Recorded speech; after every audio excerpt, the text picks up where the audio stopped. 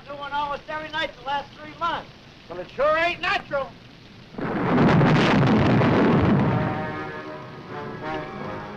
I'm getting away from this lightning catcher while I still can. Oh, you'll be soaked to the bone before you get 10 yards.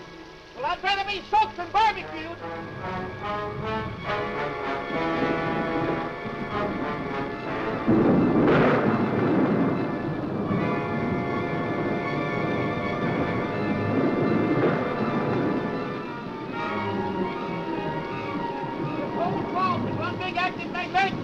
It's impossible to make it to the main road. Maybe we can make it over to the old Willow's place. Are you out of your mind? You actually believe in that monster? Well, the newspaper stories say... Oh, that's your racetrack.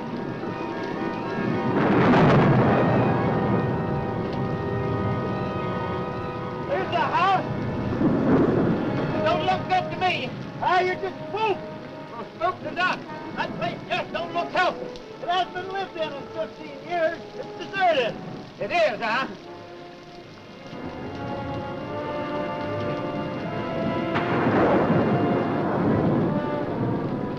I thought you said this place was deserted. Well, it's supposed to be. I don't get it.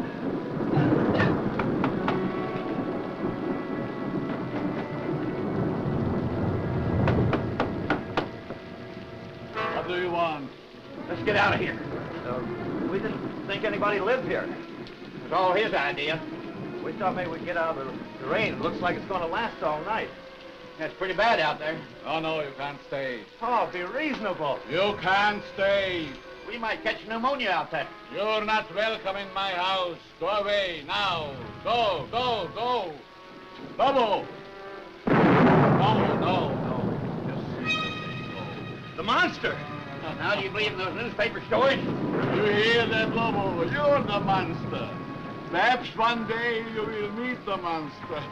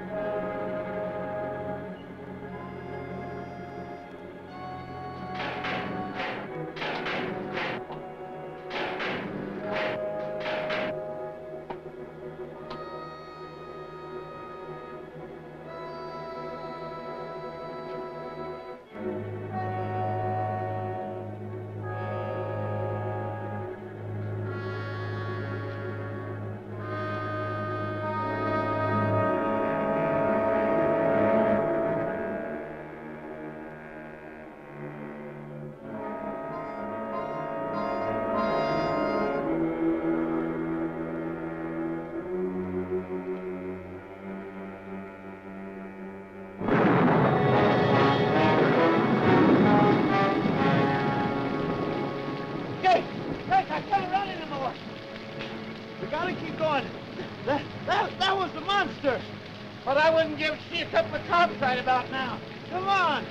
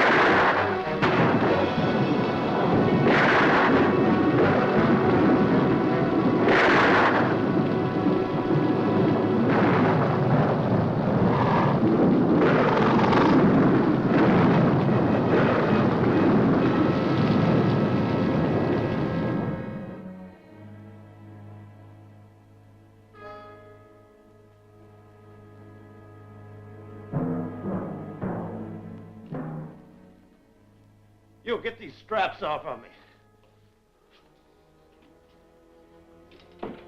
Let me loose. Do you hear me? Lobo hears, but he cannot speak. Lobo is mute. Because of the storm. I was afraid we're not going to have guests tonight. Lobo! You're too rough with my patience.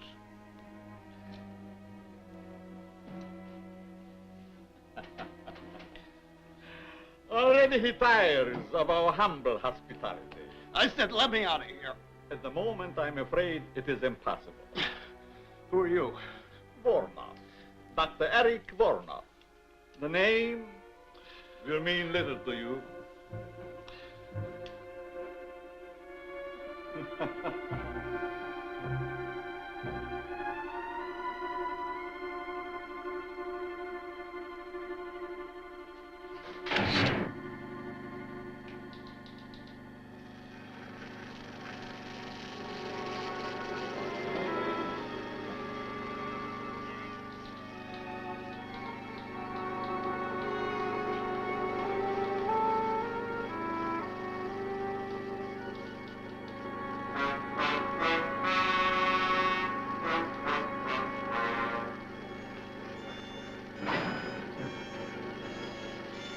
What are you doing to me? You will be soon as big as a giant. The strength of 20 men. Or, like all the others, dead.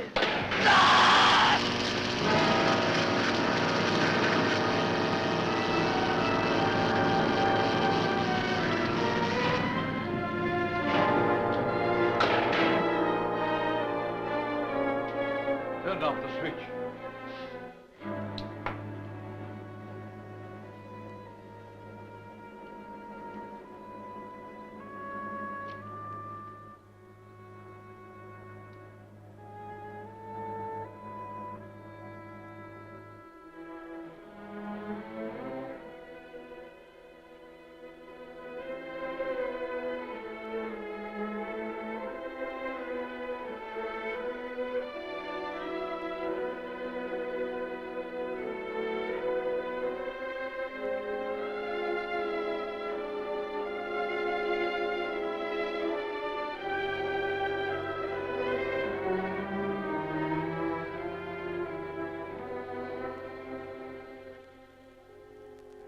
Isn't it strange, Lobo? Our friend always returns home after his long, tiresome swim.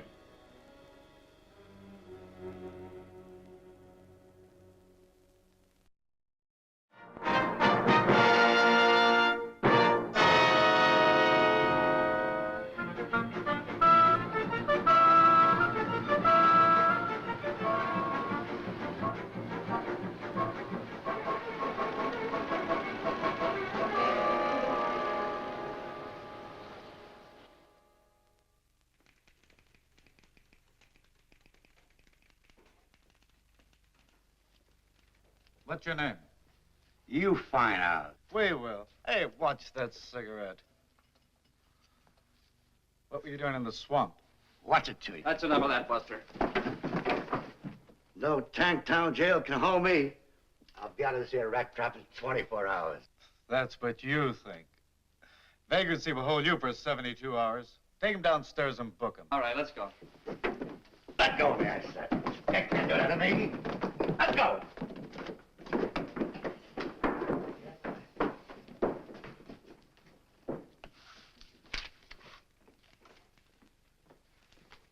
Hey, where do you think you're going?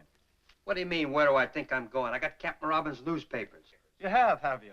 And since when you don't leave the captain's papers with me? Since the captain told me to bring them in myself. When you read them first, you mess them up. Hold your tongue and give me those papers. I'll have you locked up for peddling without a license. Kelton, I got a license. Want to bet I can make it expire all of a sudden?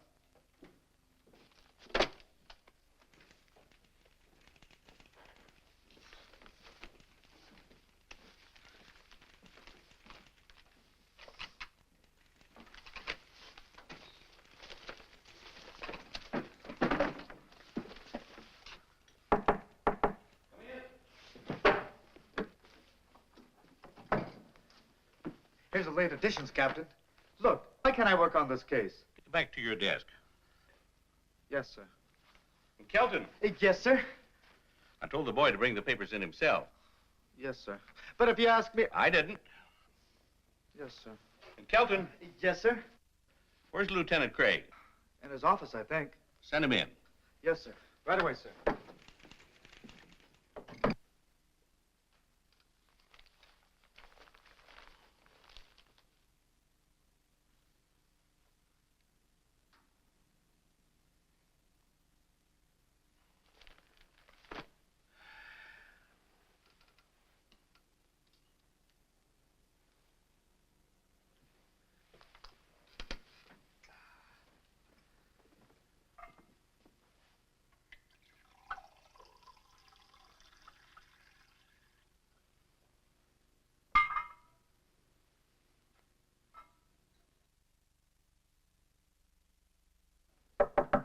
Come in.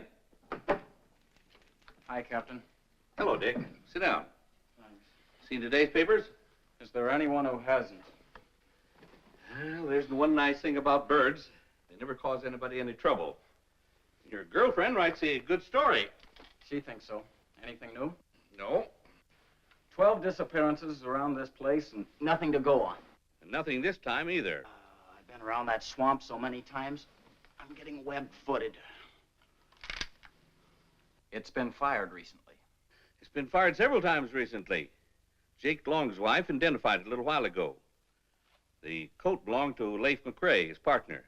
They went hunting out by Marsh Lake. Never returned. Not much left of it. The boys found it floating in the lake. What about the rifle? About a mile from the old willow place. All ties together. But it doesn't prove anything. You think there's anything in these monster stories? Your girlfriend does. What about you? The police don't believe in monsters. Facts are our business. Facts and only facts, and don't you forget it. I'm telling you, the captain isn't seeing nobody. Now, please be a good girl, Miss Lawton, and go. Captain Robbins, will you tell this Junior G man to let me go? Kelton, Yes, sir? let her go. Just as you say, Captain. It used to be a newspaper reporter could get information around this place. What in the world do you mean? Now he makes like a comic. Dick Craig, I don't put much stock in the future success of our married life if already you're holding out secrets on me. You've been dodging me all day. Where'd you get an idea like that? You mean you haven't been dodging me? No. And all those times I called and Kelton said the line was busy, it really was. Yes. Okay, let's have the story on Lake Marsh and the monster. Monster. I thought so. There are no such thing as monsters. This is the 20th century. Don't count on it.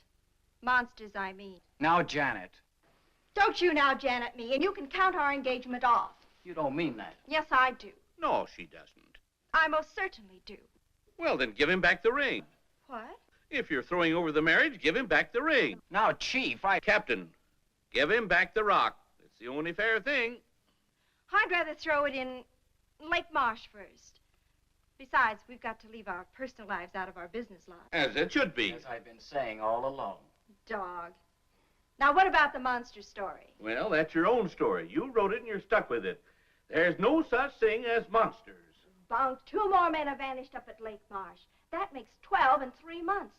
Everything points to an inhuman violence. Or do you still stick to the alligator devouring No. routine? You're withholding news from the public. Janet, you may not believe this, but you've got all the story there is. You're right, I don't believe it. Well, nevertheless, it's the truth, except for the monster. Figment of your very vivid imagination. Why, we've got nothing more to go on than what you reported to the paper. The figment of my imagination is something I believe, and you haven't been able to disprove it. We've conducted every possible search. Monsters, that's fantastic. You know that. Our business is dealing in facts, evidence. Can't you see that? Men disappearing. There's plenty of quicksand out there. Yeah, 12 went down in the same place. Well, we're doing our best to solve it. Maybe your best isn't good enough. Janet! No, I mean it. No clues. What's this? A dancing costume? And this, a pogo stick? Well, I've got to admit those were found at the lake. But remember, they were in your own story. No human did this. So you say. Well, looks like I run into a dead end around here. Okay, if you boys want to play a game of secrets, there's nothing left for me to do but take a run out to Lake Marsh myself. Over my dead body. That could be arranged. Goodbye.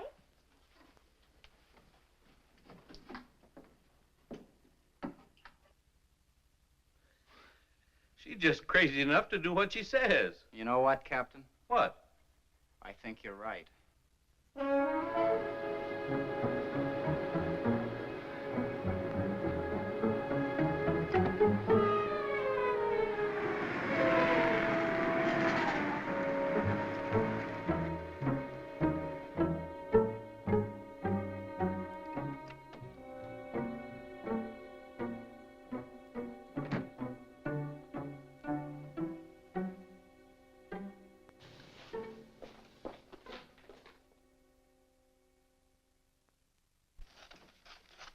Hi, Tilly. Hi, Janet. Long time no see. Tilly, do you remember a couple of years ago in the real estate section when the old Willow place out on Lake Marsh was up for sale against back taxes? Seems to me that was around November or December of 48. Want to see the files? Yes. Just a minute. Here we are. October to December 48. In the top file there. I won't be long.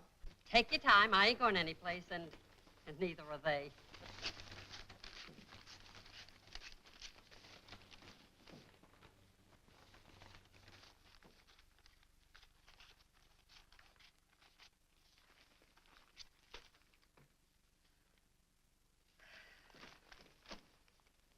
Find what you wanted, Janet?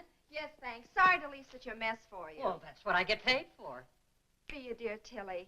Call the boss. Tell him I'll be gone the rest of the day. I'll report in later. Sure thing. Want something hot? Oh, it could be. Oh, and Dick. Call him at headquarters. Break my dinner date with him. Tell him I have an ulcer or something. Leave it to me. I fix. Okay. Hi, Janet. Oh, hi, Marge. Janet, still on the monster hunt? What do you think? I think the boss has been looking for you all day. Something about the police wanting those monster stories 86th. You've got the whole town in a panic. I didn't hear you. I said I know what you said, but I didn't hear you. I get it. See you later.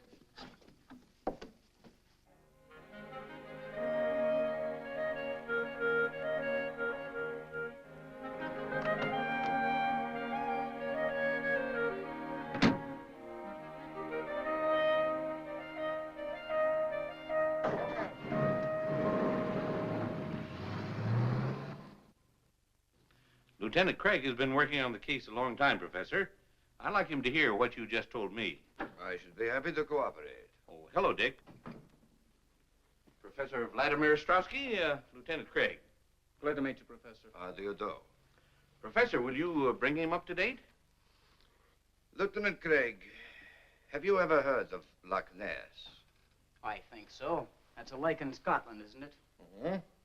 Then perhaps you are familiar with the Loch Ness Monster. Vaguely. A few years ago, I was called in by the British police to investigate the appearance of a monster at Loch Ness, with the thought that it was some creature left over from a bygone age. I am considered an authority on the subject of prehistoric monsters. However, I must admit that my investigation failed to get the desired results, in that I did not see the monster myself, but others did. There are sworn statements. Professor, is it your theory that perhaps the Loch Ness Monster crossed the ocean and came to the swamp?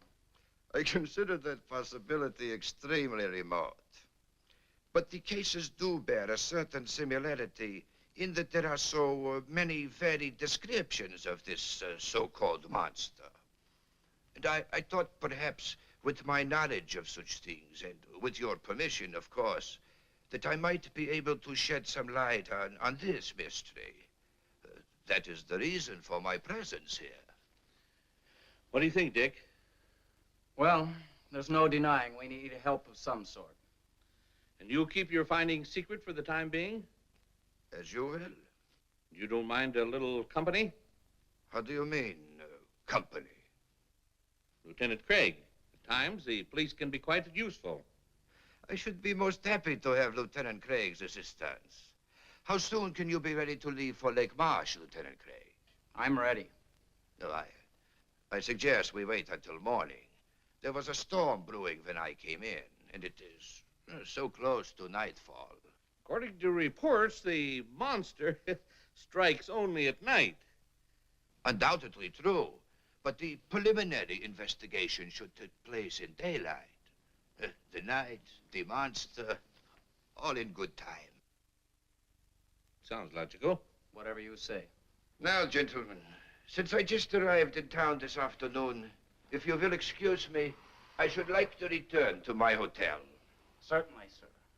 Good day, Captain. Professor.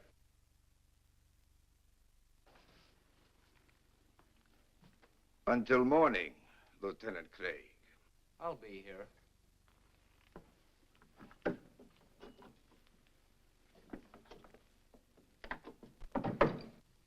Strange sort of bird. Where do I meet him? Here, 10 o'clock. That'll give him plenty of daylight. Well, see you later. Got a date? What do you think? I'll say you don't. I don't? A girl from her office called in, said that Janet had a headache or some such thing. If she's gone to Lake Marsh alone, I'll take her across my knee. If it's the last thing I do. Well, it probably would be. Watch him, Dick. Strowski? Just a hunch. Right.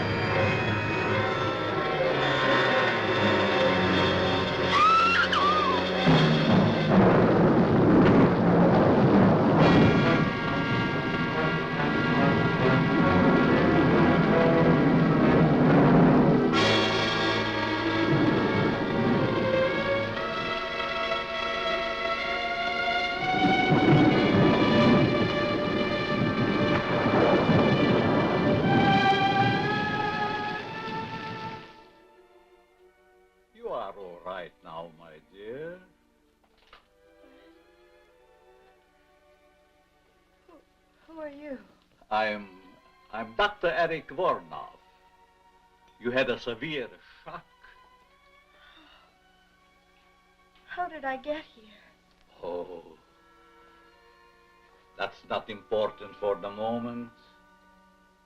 What you need now is rest. Rest. You will sleep.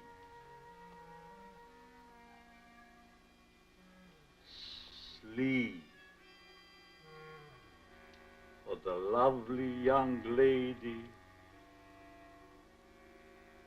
Sleep.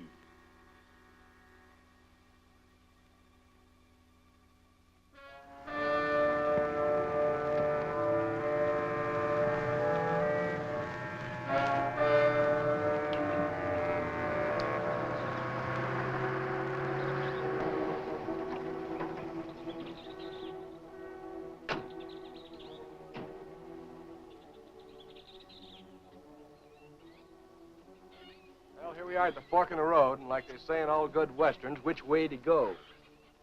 Well, that's the road to the Willis place. Let's take a chance on that one. Okay.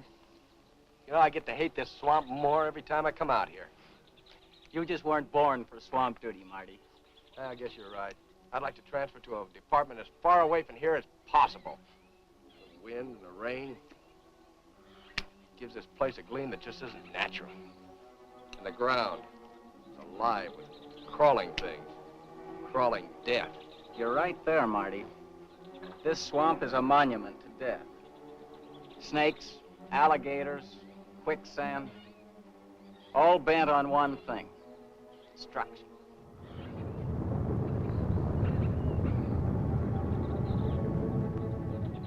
Something strange about all this rain. The lightning's been going crazy, too. Maybe it's like the papers say, all these atom bomb explosions distorted the atmosphere. Maybe. You know, if I were this Professor Strotsky guy, I wouldn't come out in this swamp without a guide. You know, that's the one thing I can't figure. He comes to the office with all these monster stories, makes an appointment to come out here with us, then goes off by himself. Are you sure he came out here? Where else could he go? Well, let's get at it.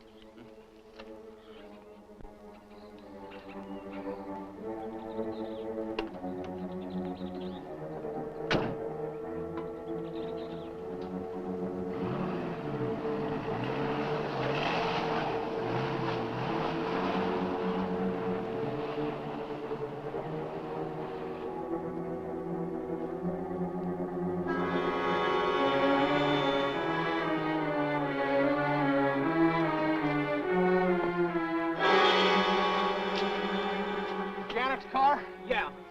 There's not a trace of her. Well, maybe after the accident, she found her way down the road and then back into town. I've got to be sure. Look, there's a coffee joint about 10 miles back. Let's go and check. Let's go. Okay.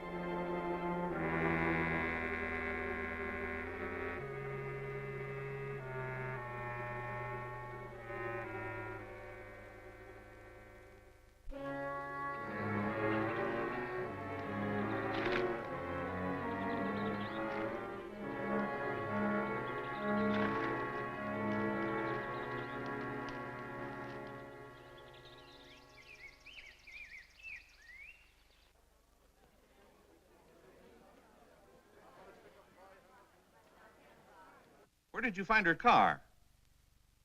Not a sign of her? Where's Strowski? I told you not to let him out of your sight. Right, Captain. I don't like the looks of things. Well, get back to Strowski. I'll get word to you later. Yeah. You look worried, Dick. No one. Captain Robbins, her apartment, her office. No one has heard from her since yesterday afternoon. Captain Robbins is checking further. Okay, but what do we do? Orders. Find Strowski.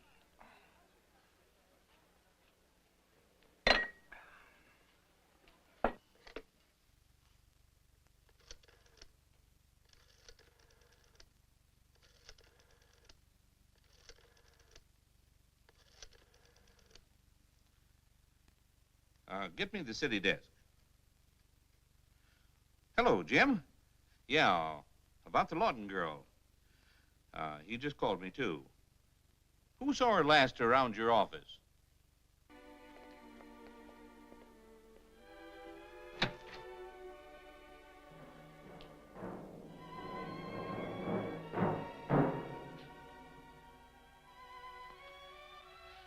Don't be afraid of Lobo. He's as gentle as a kitten. Put the tray down here. Lobo, that is all. Get out.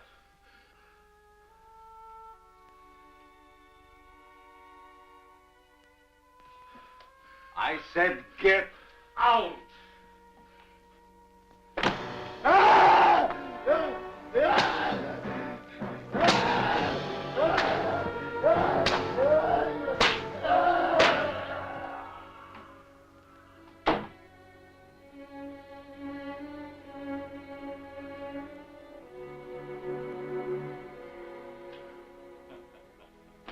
That is all.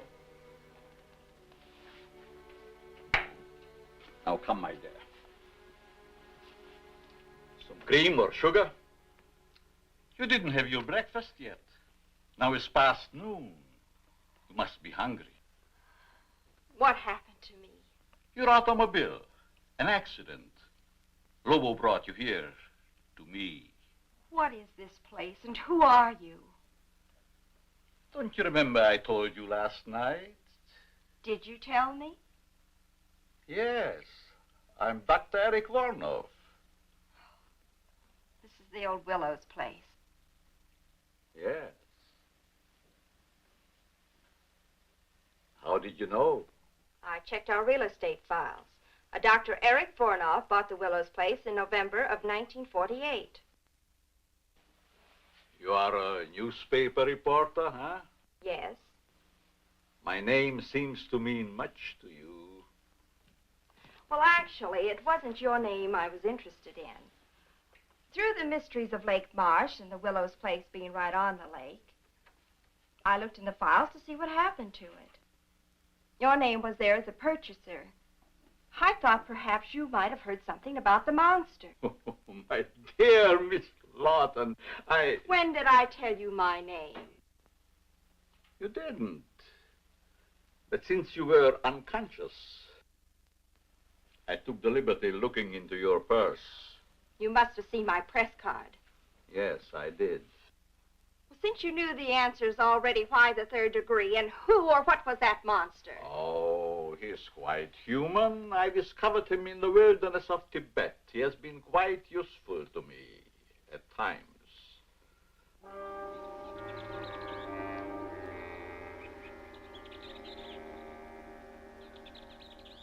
But now, since your tiring experience, I think we have talked too much.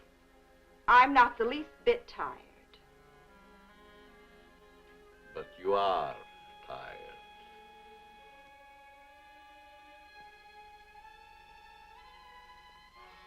You are so tired. Strange. Suddenly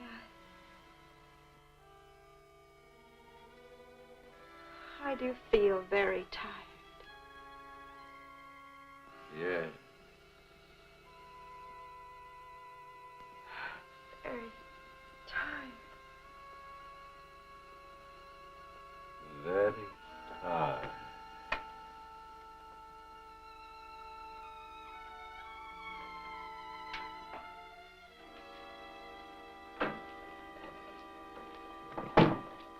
Lobo, take the girl to my quarters.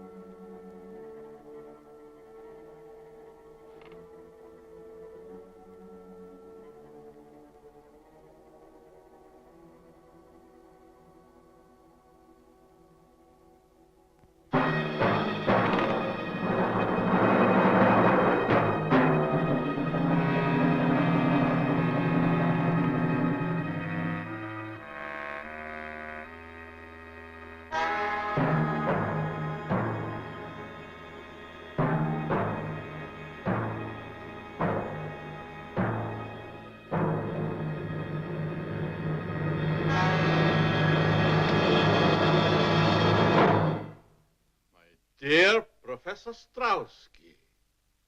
Well, it has been a very long time. Voronov, it is you. You can see. In Paris, I missed you by a month. In London, a week. At Loch Ness, by only 1 day. The monster of Lake Marsh sounded again like you. Why that sudden interest in me, Professor Strauski? Your experiments in atomic energy, of course. So my dear country now believes in my work and that it can be a success. Our government wants you to return, Voronov, to continue your research and experiments there, where you can have everything at your disposal. Why do you laugh? Surely this is not a laughing matter. My dear Professor Strauski, 20 years ago, I was banned from my homeland, parted from my wife and son, never to see them again. Why? Because I suggested to use the atom elements for producing super beings, beings of unthinkable strength and size. I was classed as a madman, a charlatan, outlawed in a world of science which previously honored me as a genius.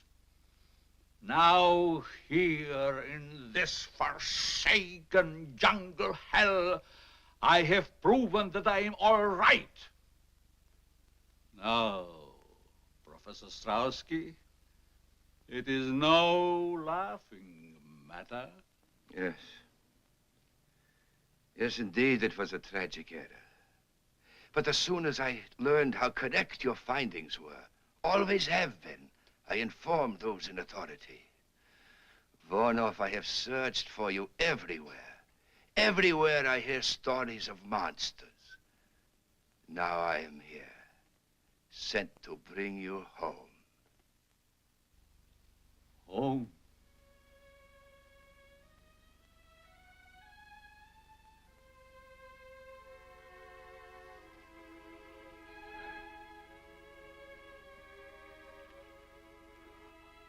I have no home. Hunted,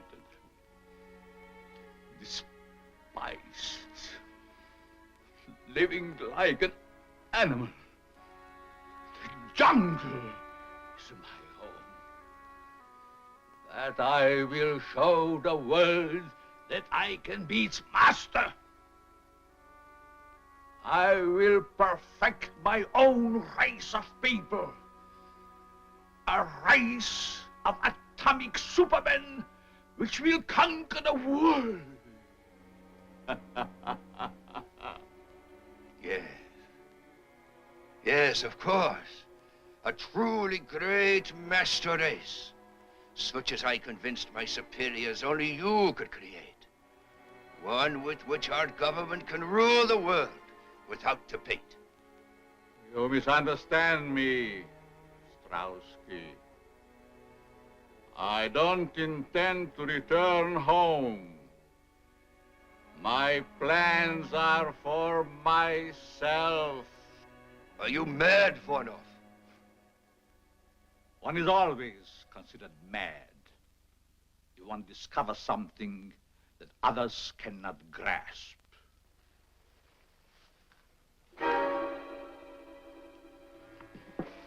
Our government ordered me to bring you back.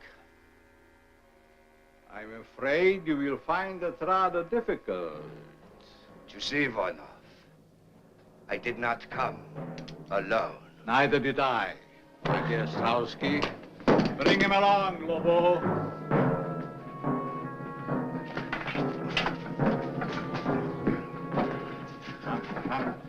Hurry!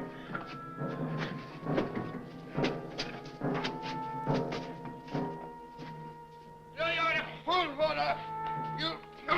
You may kill me, but others will come. Silence. You'll never get away with it, Voronov. Voronov, no! No, Voronov!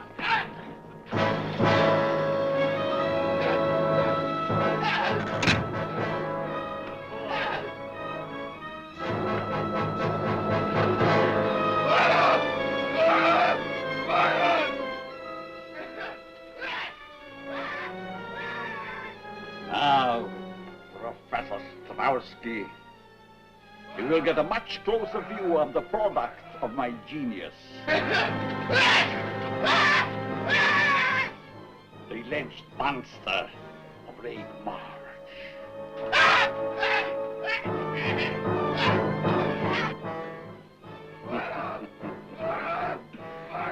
Your country offers fame and fortune for my return, but my price is so much more great.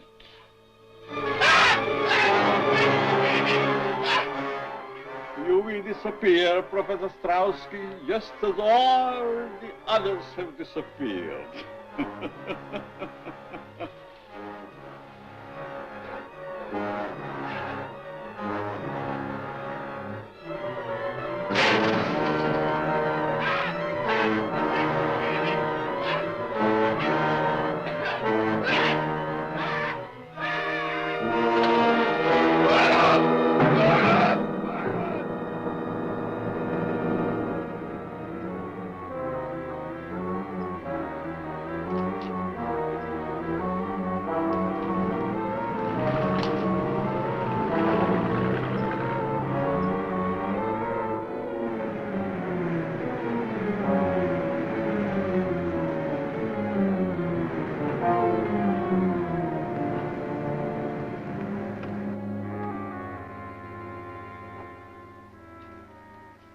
Rental car.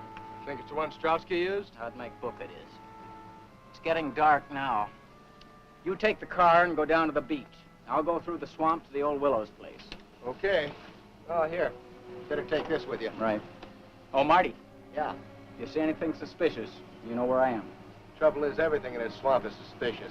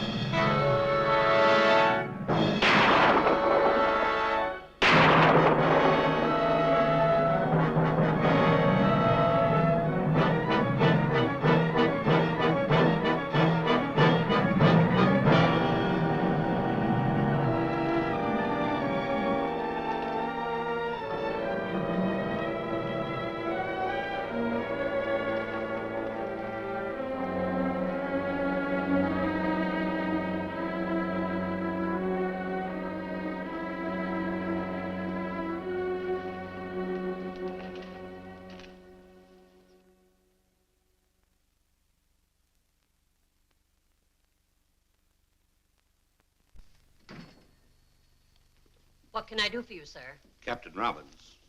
Homicide. Why, Captain, I haven't murdered anyone in a month of Sundays. Did Janet Lawton stop by here late yesterday afternoon? Oh, just like a policeman. No sense of humor. Yes, she stopped by late in the afternoon. Remember the time? Well, not to the second. She came in around 2 and left around 3:30. Then again, that isn't so late, is it? What'd she want? She was looking for information. That I'm sure of. Do you happen to know what that information was? Well, sure. Well? Well, what? Must we play games? I didn't know we were. What was Miss Lawton looking for in the files? Oh, well, why didn't you ask that in the first place instead of all your chit-chat? She was looking over the real estate files in October, November, and December of 1948. In particular, the sale of the old Willows place out on Lake Marsh. Did she find what she was looking for? Well, I guess she did. At least she found the sales notice. I saw it myself after she rushed out. She left the paper open at the November 26th date. Want to see it? Why, very much. Well, it's right up there. I haven't had time to put it back yet.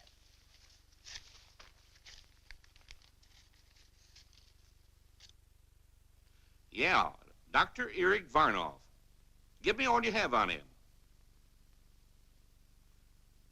I'll hang on.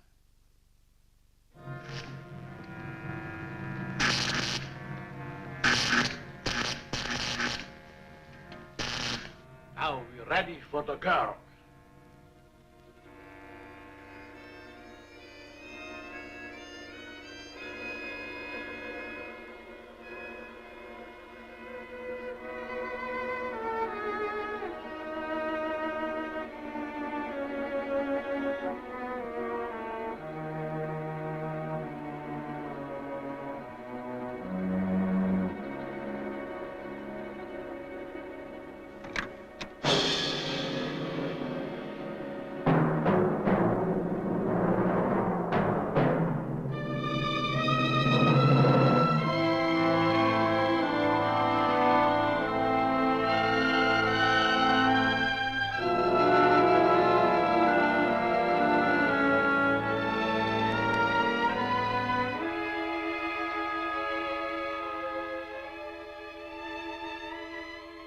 Dear,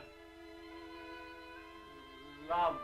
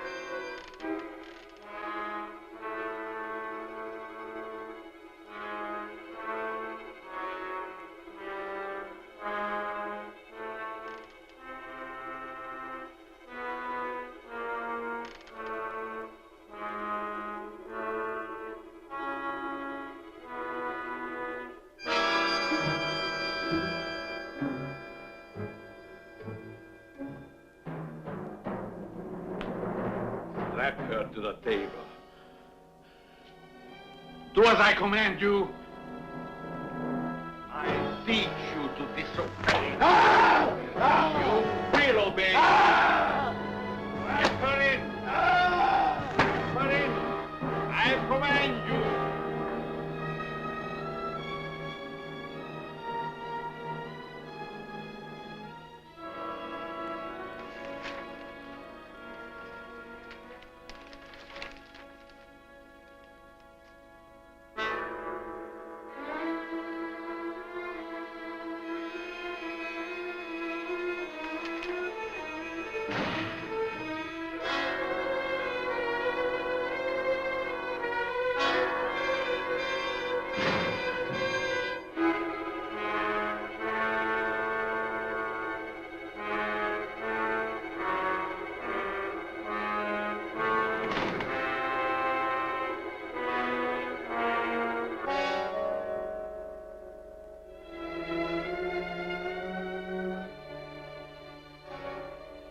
Get the equipment ready.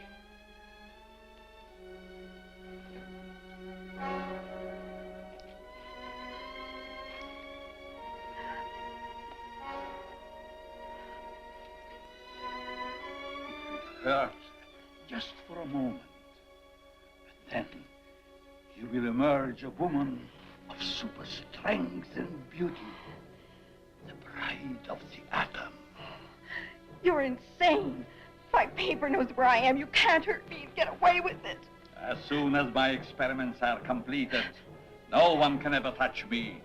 I will make the law. Either way, whether I succeed or fail, it will not hurt you very long. Let me go! Let me go! You heard what you said. Who are you? For one thing, the police. Now turn her loose and make it fast. You have the advantage for the moment. Stop talking and turn her loose.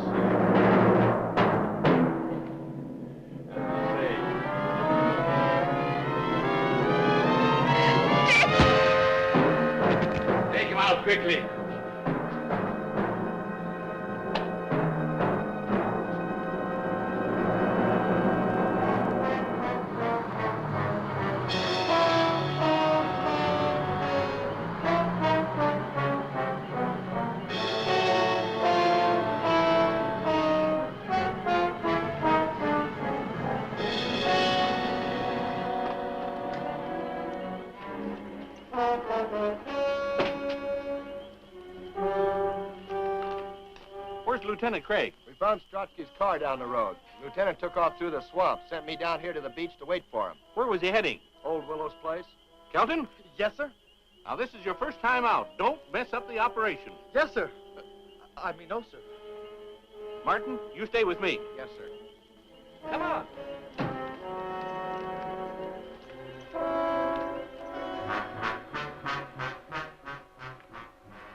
I'm sure my experiments on the young lady will interest you. I'll live to see you hang.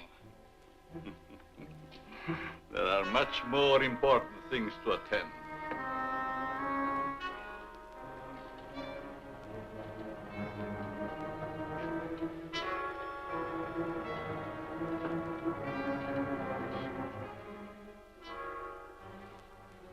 I hope the straps are not too cutting. Such lovely skin should not be marred.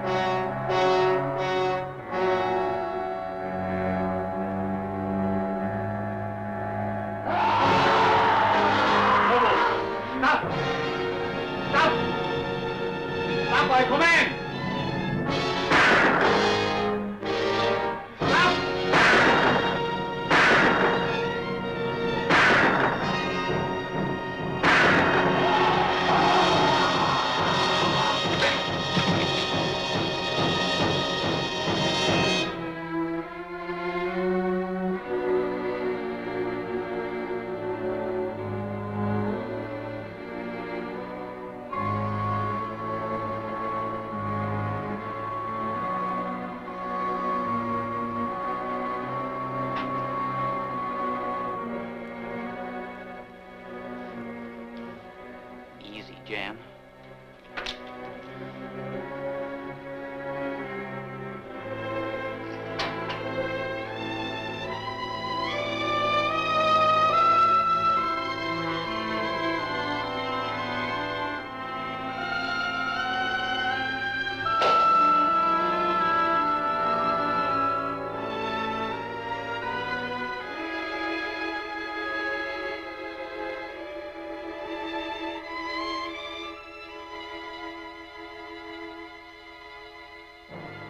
Jan, get me the gun. Easy.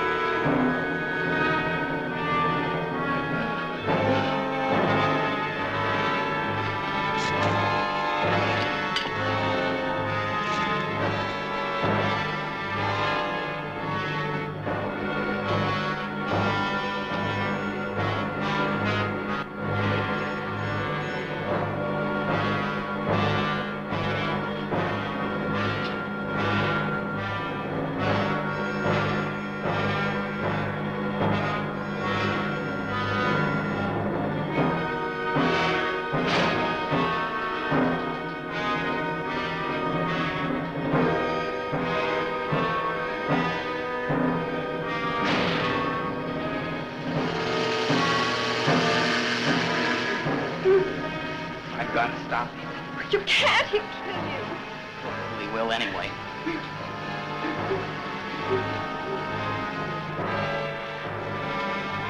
Stay here. Turn that thing off.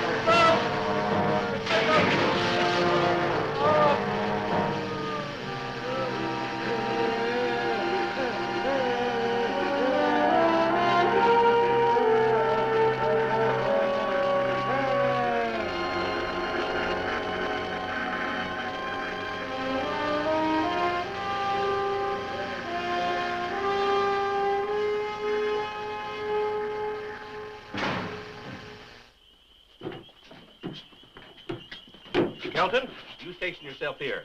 You men surround the house. Martin, you come with me. All right, Captain. Ready? Right.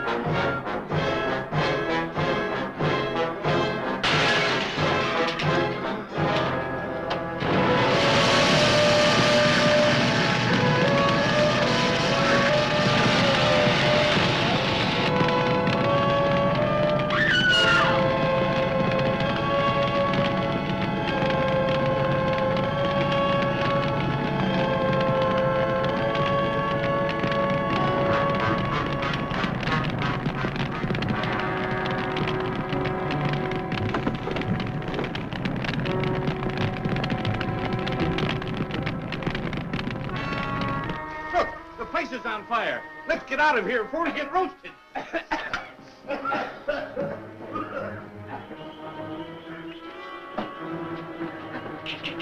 Captain, look.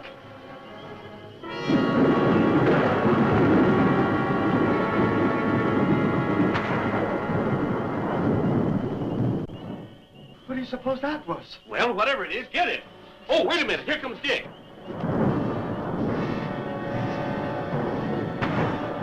He got Jan. Get him. Oh. No, don't shoot. Might hit Jan. Let's go.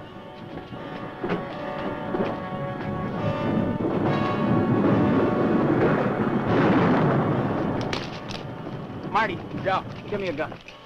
Here you go, boy.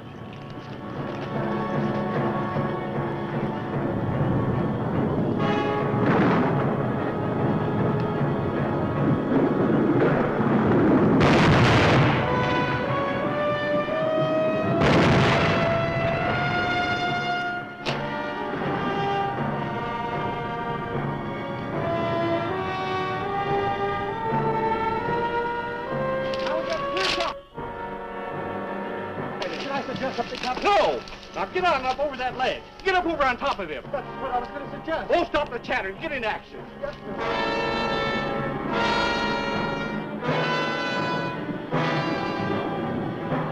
Now he's clear. Give it to him.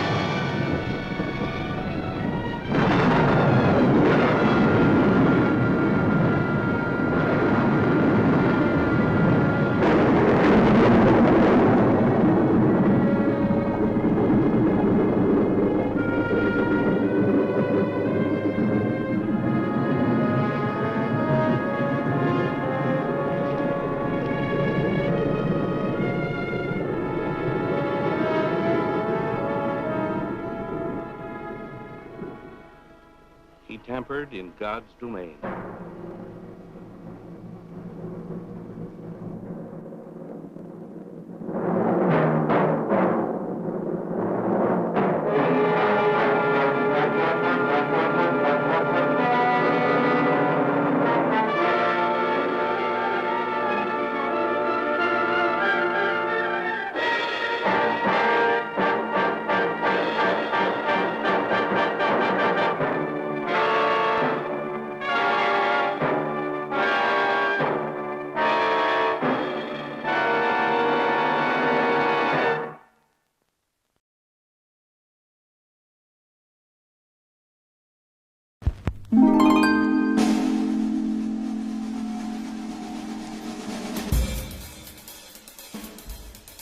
Hello, and thank you for your business.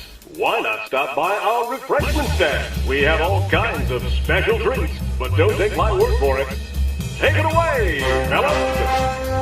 Come on, take a stroll to the snack bar, bring an appetite. Come on, take a stroll to the snack bar, have a good time. Popcorn for all, hell's on its way. Come on, take a stroll to the snack bar, have a good time. 2 minutes till showtime. There's still plenty of time to visit the refreshment stand.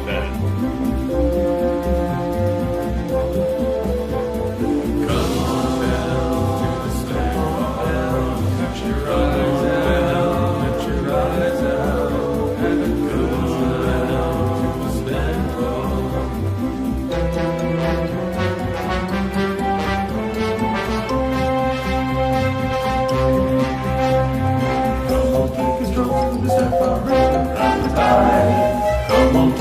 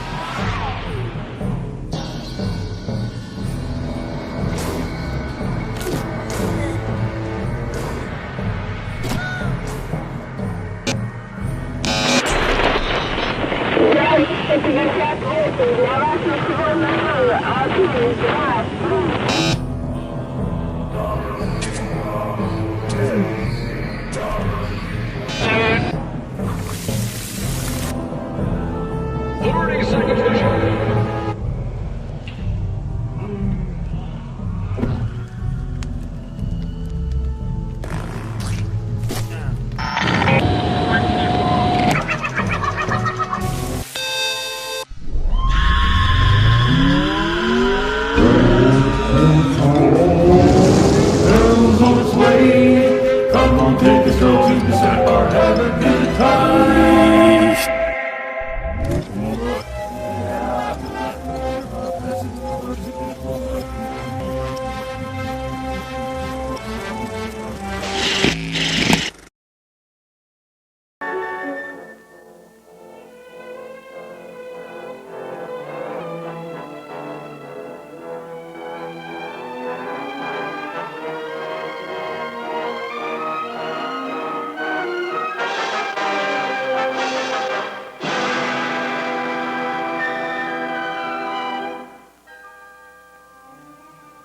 I am Criswell.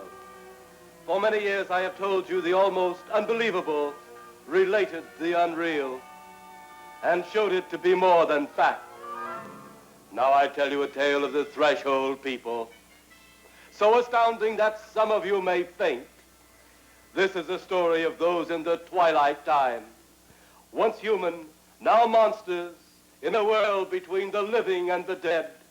Monsters to be pitied, monsters to be despised.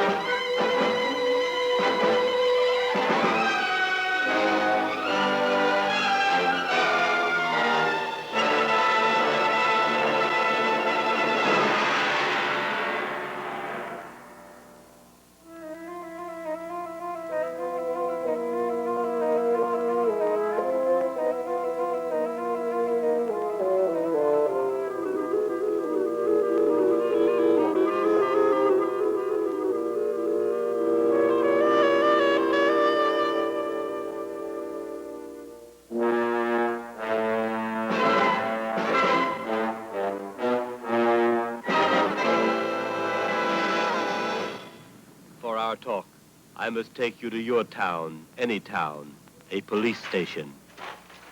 Activity of the day or night. Where do I report a stolen car?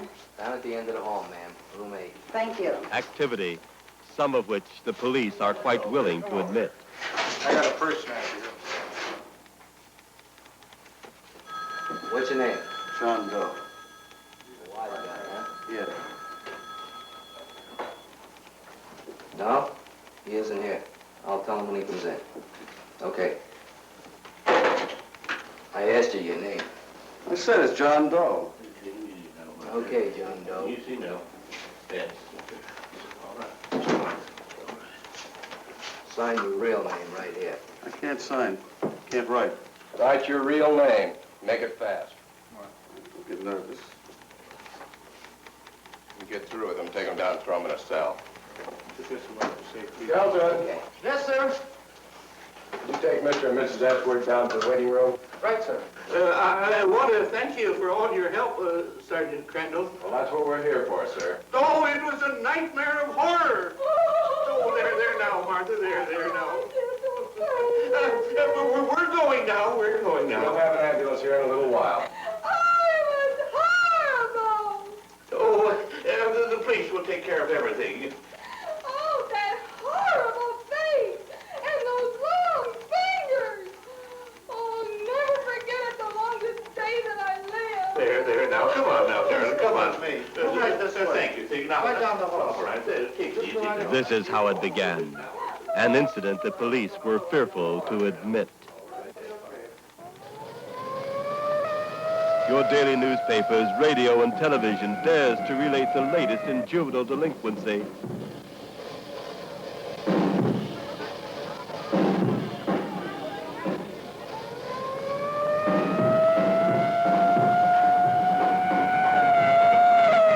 At times, it seems, juvenile delinquency is a major problem of our law enforcement officers. But is this the major horror of our time?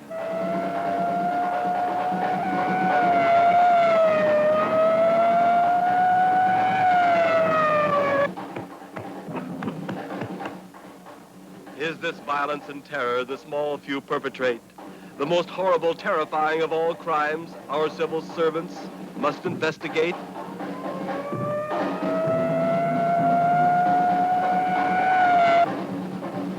The National Safety Council keeps accurate records on highway fatalities. They can even predict how many deaths will come from a drunken holiday weekend.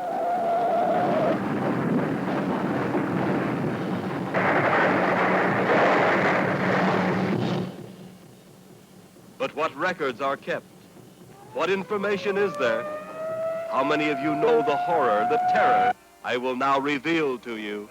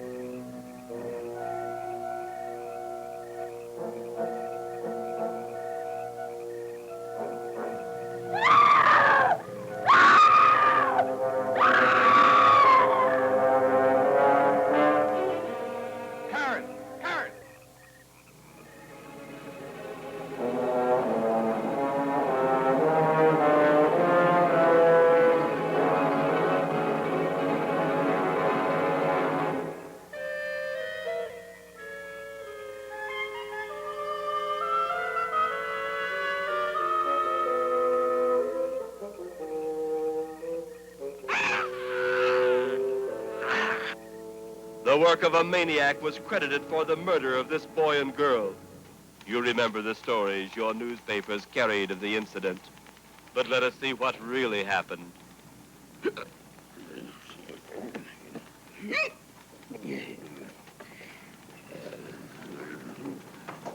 Hall! Yes, sir. Call General Hospital and have them send over an ambulance. For the old couple, huh? That's right. Thought something was mighty wrong the way they raced in here. White as a sheet. The old woman looked like she'd seen a ghost. Well, maybe they both did. Calvin! Yes, sir? Where's Bradford? I got a hold of him, Inspector Robbins, but he isn't here. I'm not blind. I can see he's not here. But when he does get here, send him in here. Yes, sir. Boy, it's sure cold in Inspector Robbins' office tonight.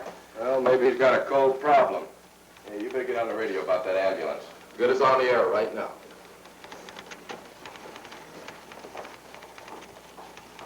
Thank you very much. You're welcome, man.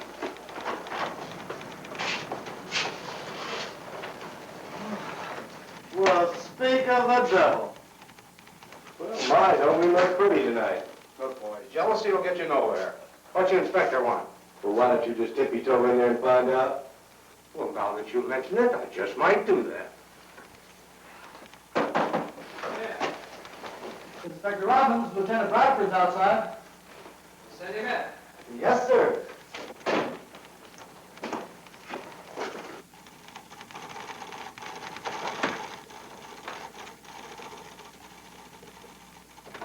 Come in here. Well, your call got me just as I was getting out of the shower. Now, what's so important it couldn't wait until tomorrow? Yeah? Tell him I have to wait a while. Oh, and Crandall, don't call me until I get through with Bradford.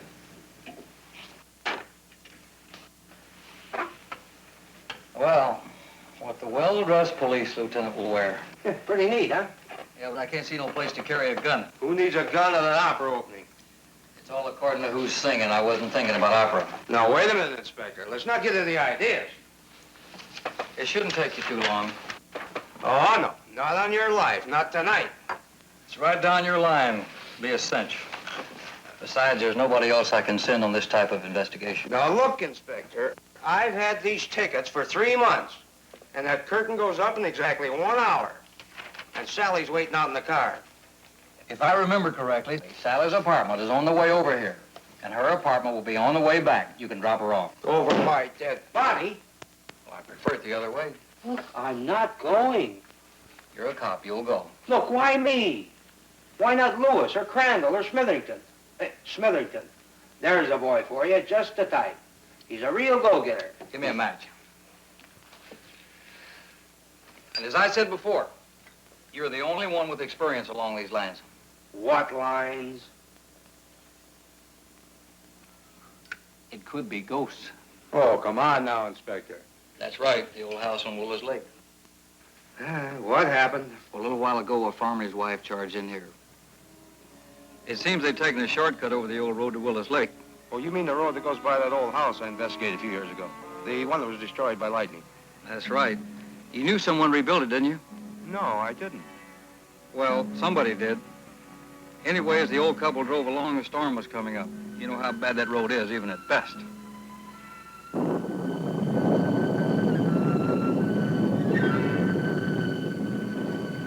Henry, stop this driving so fast. It makes me nervous. Why did you ever take a road like this? Why didn't you stay on the main highway? Well, taking that shortcut over the mountains knocked off about 10 miles off our trip. Oh, of all the nights for Elba to need us. Well, the doc said my sister was in bad shape. What else could we do? Oh, I know, but driving in this storm weather doesn't help my nerves. Well, it ain't storming yet. No, but I bet it will be before we cross this here mountain. Oh, stop your fretting. I'm doing the driving, and I know what I'm doing. God darn it. It's dark as pitch out there. I can't see a thing. Where are we? Well, we passed old Rockdale Cemetery about 5 minutes ago. Must be getting near that old house at Willows Lake. Willows Lake? You mean that place where the mad doctor made monsters? Oh, it ain't no use getting excited. The doctor and the monsters were destroyed years ago by lightning.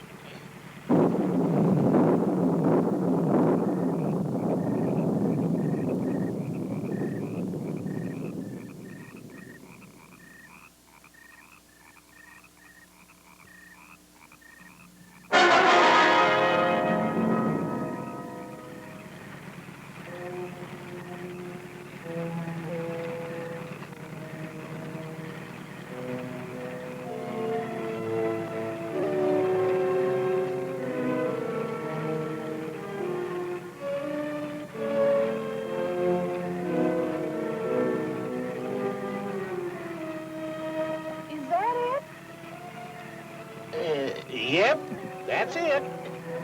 It's spooky, ain't it?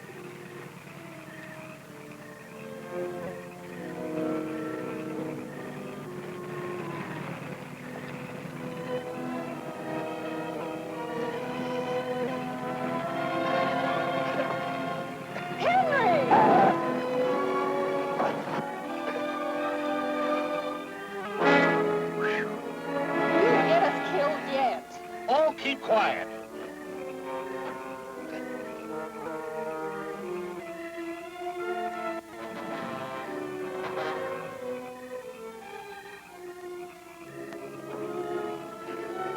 Let's get out of here. I don't like this place. It frightens me. Well, I'm trying to with this dang starter won't start.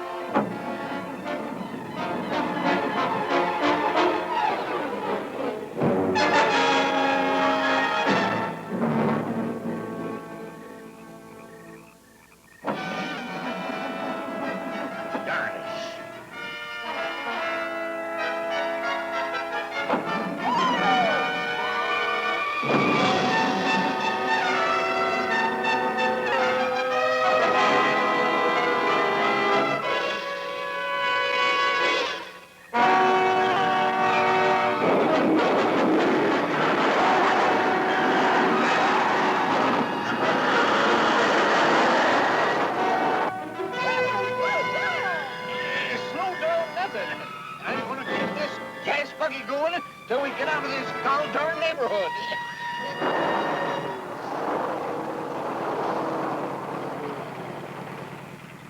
And where's the old couple now? Well, they were pretty well shook up. I had to send them over to General Hospital for a sedative.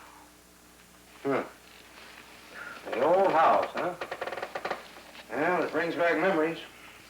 Yeah, mostly unpleasant. Isn't the first time I've had reports on strange sightings around here lately. It's been going on for months. How come I haven't heard about this before? You're usually anxious to give me these screwball assignments. Oh, I sent a man out there the first time. His report came back negative. So I figured these stories piling up about the old place since the doctor and his monsters were killed was just a figment of somebody's wild imagination. But now after this incident, I'm not so sure.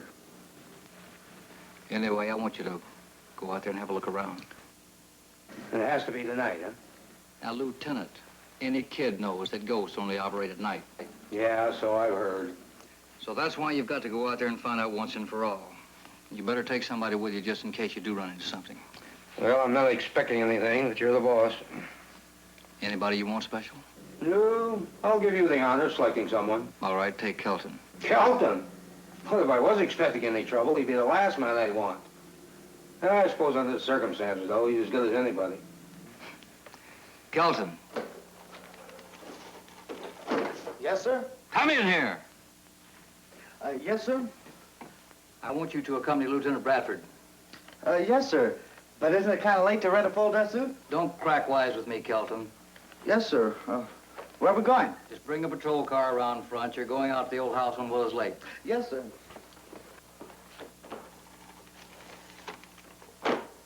Willows Lake!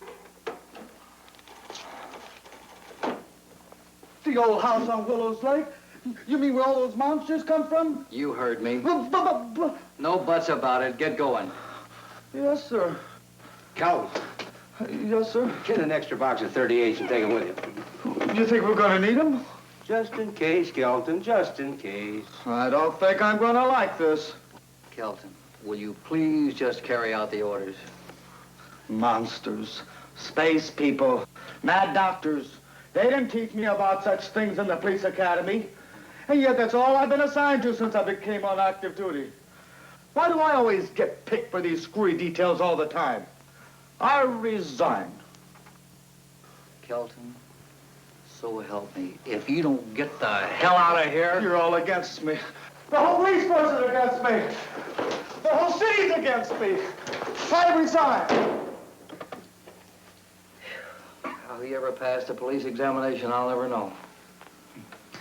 Oh, well, get in touch with me as soon as you return. Okay. Even if I'm at home, get to me first. Before you make out any reports, I don't want the police department to look foolish. This could ruin us, you know. You don't want the police department to look foolish. What do you think I'm going to look like, chasing around after ghosts in this full dress suit? Brad, look the place over. The ground, the old cemetery, the old house. This could be serious, more serious than we think. So don't leave yourself open in case of any emergency. Now, Inspector, don't worry about me. Go to it. I'll go ahead in my car and make sure Kelton gets out there with that radio car.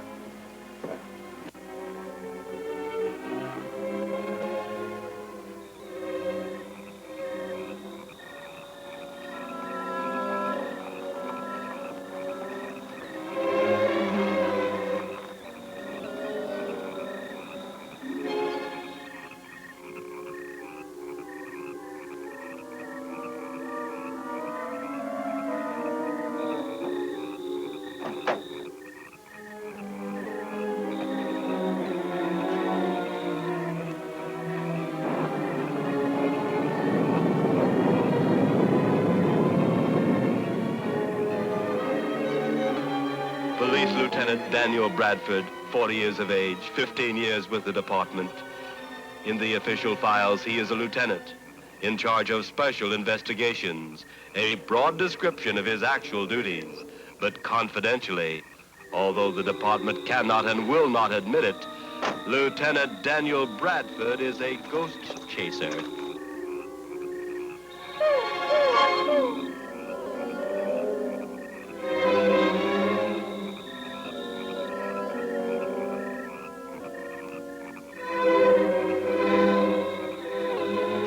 The supernatural is a strange profession for any police officer.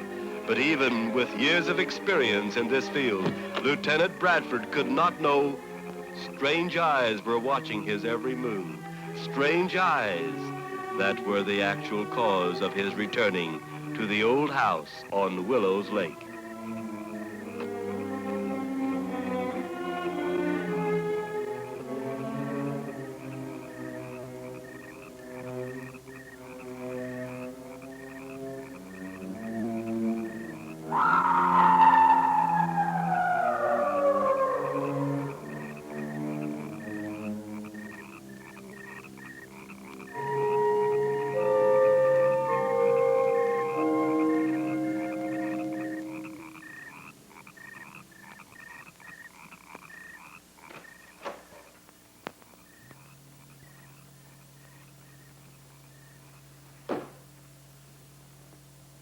That clapper on the door was meant for announcing visitors.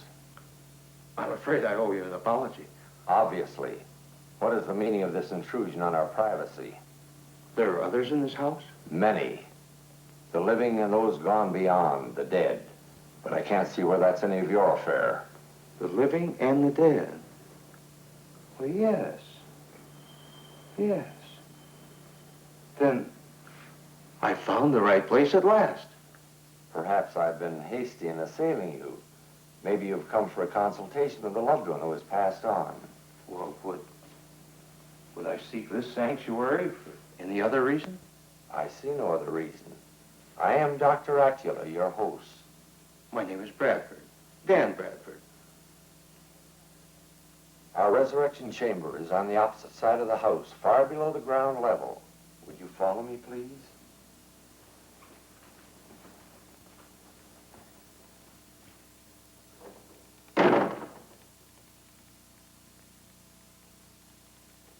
I've had it. I quit. Haven't you taken off for the Willows Lake yet? Nobody'll give me a patrol car. I've had a busy day, Kelton. I haven't had a bite to eat since noon. Now it's nearly midnight. I want to go home where my wife of some 15 years has a wonderful roast waiting for me. What do you mean you can't get a patrol car? Captain Miles, for the cleanup, a fix-up on all excess patrol cars. Who's on duty at the carpool tonight? Sergeant Carlos.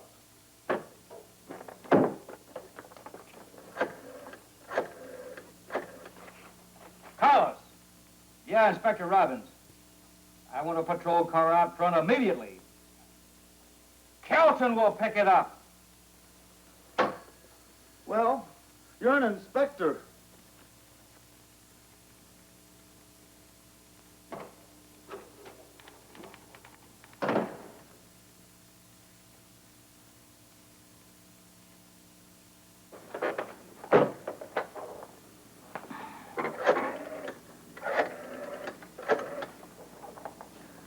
Grendel, I'm going home. I'll leave by the back door so I don't get stopped again.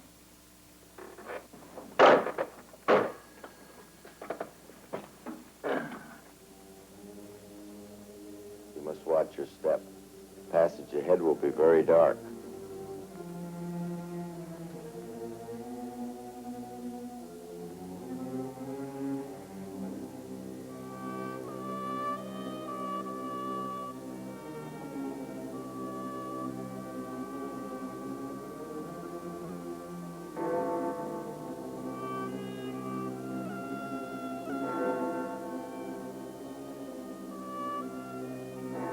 Clock on the cemetery tower. We must hurry on to the others. Strange things are said to happen when the tower bell tolls midnight.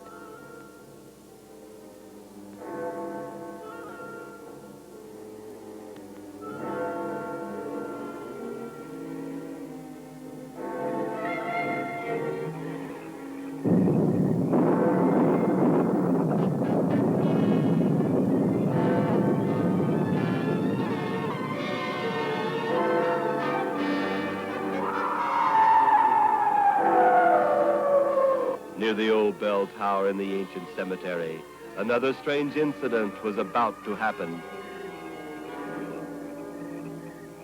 To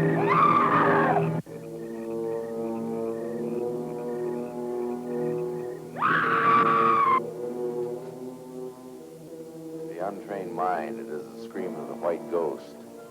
She died 2 centuries ago. The first I raised from the other side of the grave. She has never left in all these years.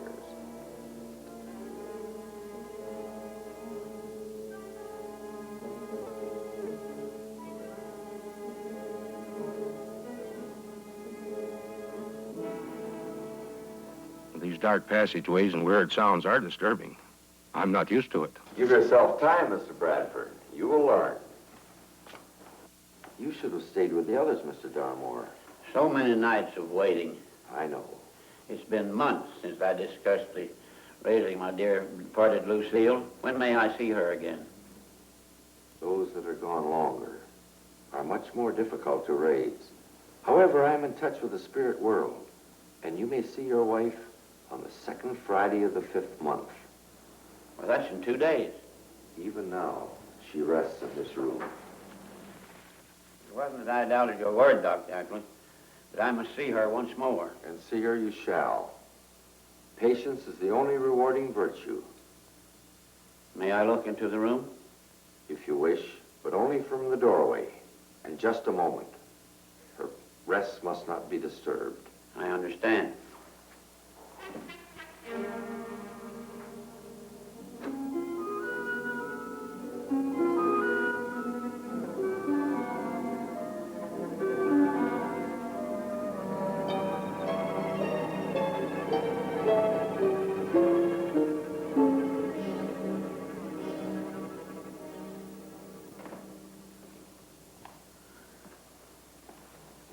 Even now, life is being restored to her through the scented candles, the spices, the oils, and a shroud from the ancient tombs of Egypt.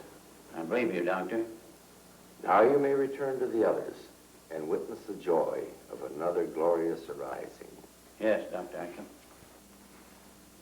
Shall we also go? And the rising is expensive? Each arising has its own problem. If only I could be of service without remuneration.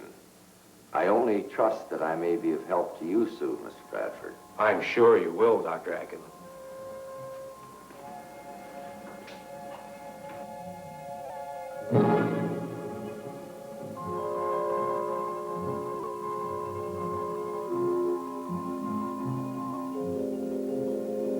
The house was not all that remained of the old scientist horrors.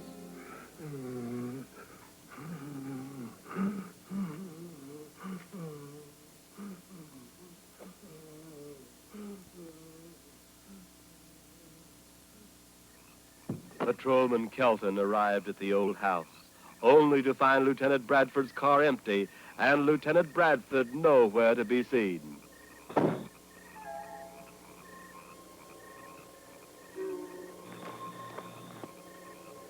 Patrolman Paul Kelton, 29 years of age, 4 years with the department, eager for the glory of the uniform, but wide-eyed with fear at the thought of actually being on special duty. Unfortunately, though eager, not what the department usually looks for in their officers.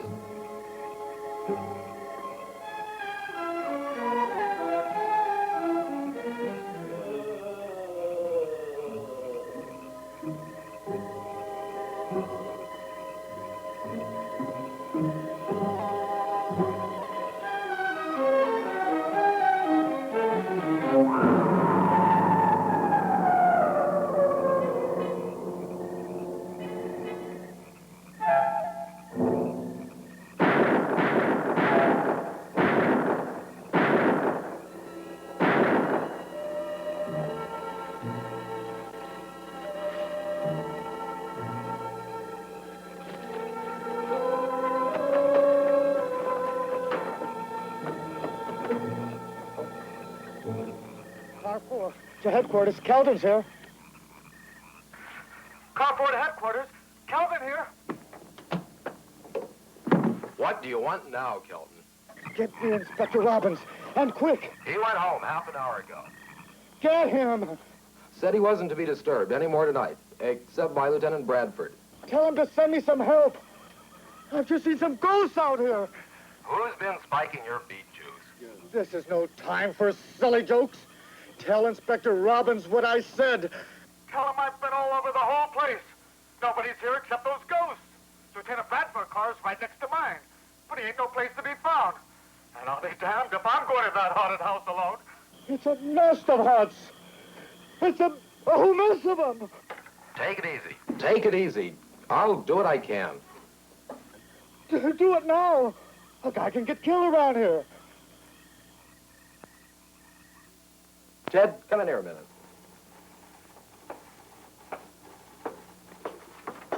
Give this to Sergeant Crandall.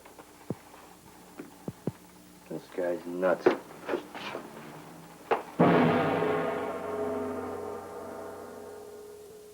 Since Mrs. Wingate Yates Foster, through my benevolent society, wishes the arising of her dear departed husband Wingate, we tonight will bring him from that which was thought to be his final resting place.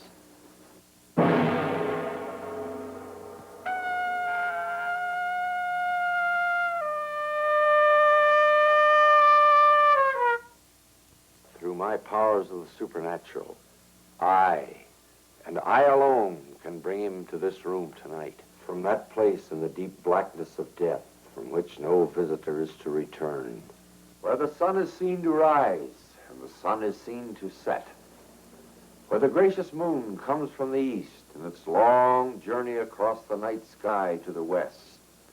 Wingate Foster, through the powers of Dr. Acula, will again be permitted to walk.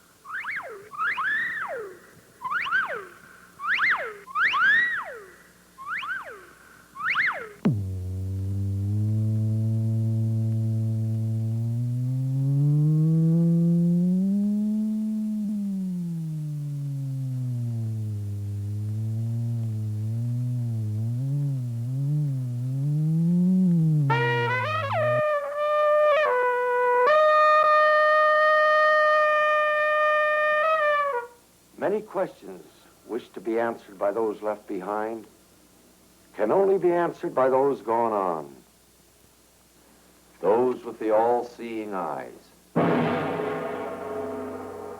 Such is our desire tonight for Mrs. Wingate Yates Foster.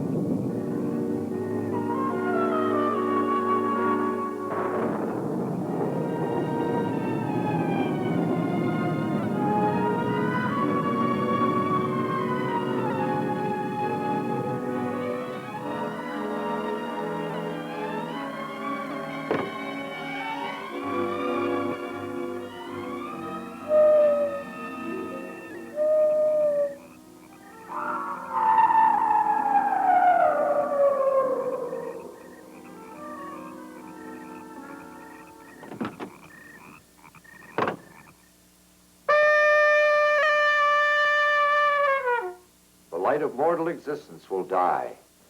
Only the spiritual light may prevail within this room. We are waiting, O spirits of the dark world beyond. We are awaiting your judgment, your all-glorious knowledge of truth and righteousness.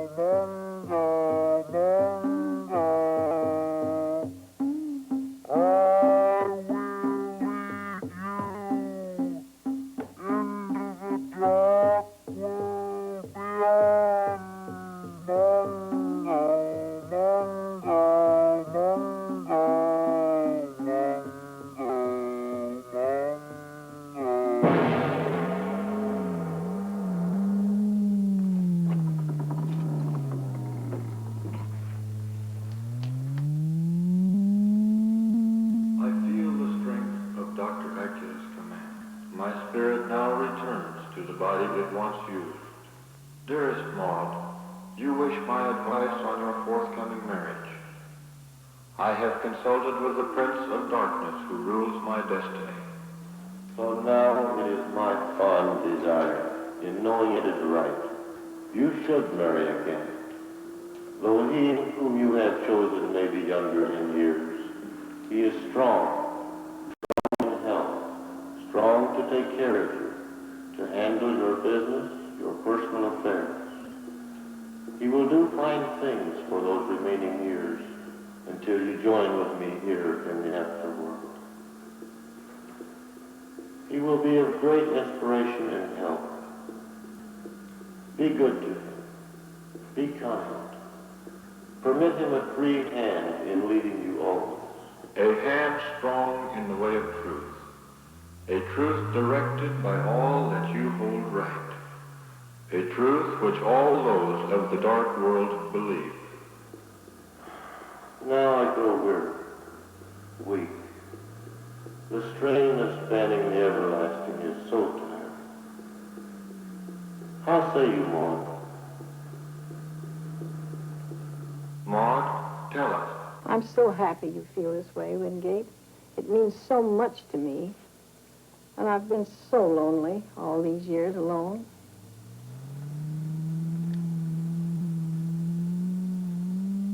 I leave now. Until we meet again, come to me with your problems, and I will guide you. Believe in me, and believe in our new friend of your world, Dr. Acula.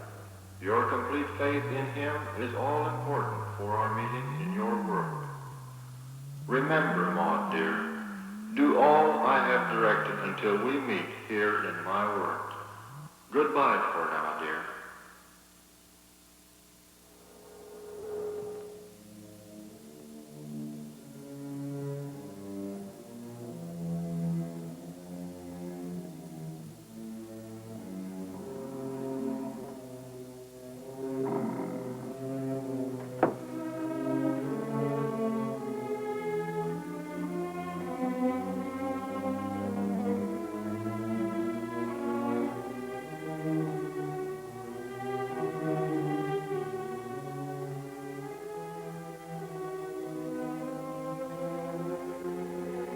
The momentary distraction of Dr. Acula gave him time to locate one of the many secret doors in the draped room. Lieutenant Bradford had seen the workings of Dr. Acula in the meeting.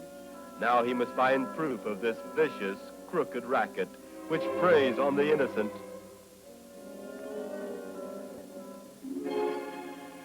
Excuse me, please. What do you want? Oh, I'm frightened, Carl. Of what? There's a policeman hanging around outside. So what? There've been policemen on the grounds before. They haven't found anything, and they won't. But there's something more. There's something else out there. Something I don't understand. It scared me nearly to death. And if you don't stop screaming out there, you'll have us all in the soup. I tell you, I was frightened. Of what? That's what I'm trying to tell you. There's something else out there. I'd noticed it several times tonight, and then suddenly I saw it up close. Saw what? I think ghosts. Sheila, you're a fool. I'm the one that creates ghosts around here. Me, nobody else. Don't tell me my pitch is having its effect on you, too. I've seen them in the brush in a cemetery. Black shapes that melt into the fog. Even that policeman saw one a little while ago. He emptied his pistol at it. I tell you, I'm scared. Nobody's going to ruin this setup for me. I've got this Wingate Foster dame right where I want her. She'll be passing the cash out so fast to that gigolo he won't be able to grab it. And he's splitting the take with me. It'll be a big payoff from now on. Darmore's ready to be taken, too, just as soon as I produce his Lucille in a couple of days. You're supposed to be scaring the people away from here, not letting them scare you. Now get ready for your performance. And oh yeah, Jeffrey is Lucille's cousin, also dead. Call for him tonight. That'll also impress Darmore. Now here's what you do. With Dr. Acula absent, Lieutenant Bradford saw the chance to make his next move. He entered into a hall he did not remember from his previous visit there.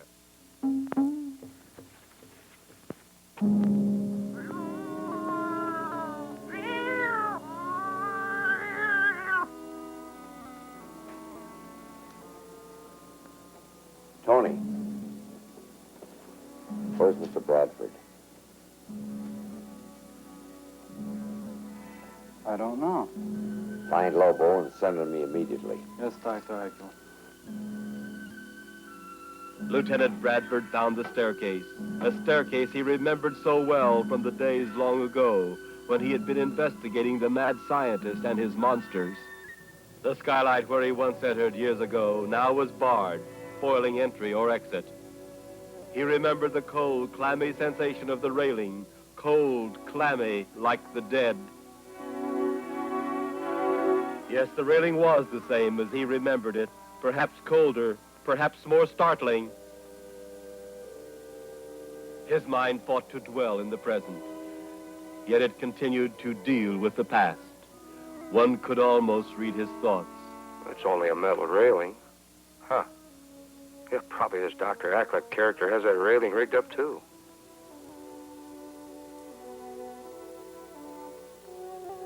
Now, if I remember right, the floor above is a lot of storerooms. Maybe I can find something there to go on. Well, that's strange. The ringing of the staircase is so much louder at night than during the day.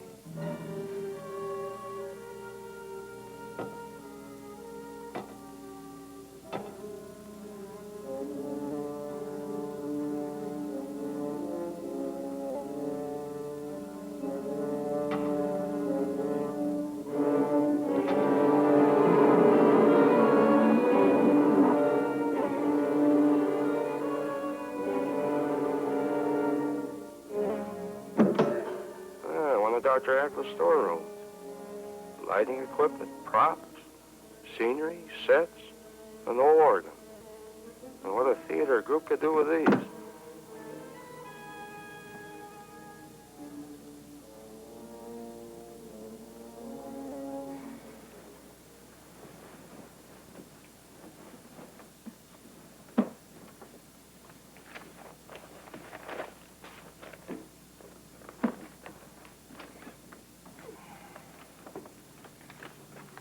Ten of them, all from Kelton.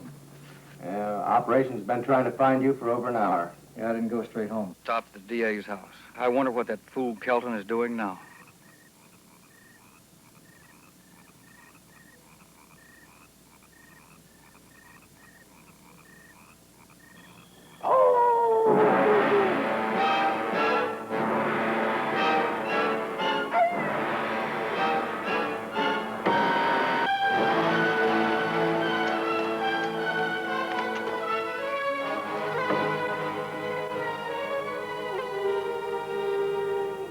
Ghost. Kelton. Someday I swear I'm going to break him in two. Well, according to operations, he was pretty excited. Will you show me a day he's not excited? Claims to have shot at something. Yeah, it's probably his own shadow. What are we going to do? So what are we going to do? We're going to wait for him to make a report. Get me back to the office at this time of night. You know, if Kelton had any stripes, I'd take them away from him. I think I'll promote him, as said, so I can do just that. Well, you got to admit there's more to it than meets the eye. Why do you say that? I just don't think you'd send Bradford out on a wild goose chase if there wasn't. Yeah, I know. I know, Crandall. Get out there. Make sure it isn't Kelton's hallucinations again. Right. And remember, we've got to keep this away from the newspapers until we know what we're looking for. Get your information from Bradford and not Kelton. That goes without saying. Oh, Crandall, just a minute. Maybe I should go with you. I have to stick around here all night anyway. Well, good. I'd be happy for your company. Besides, you know this area better than I do. All right, let's go.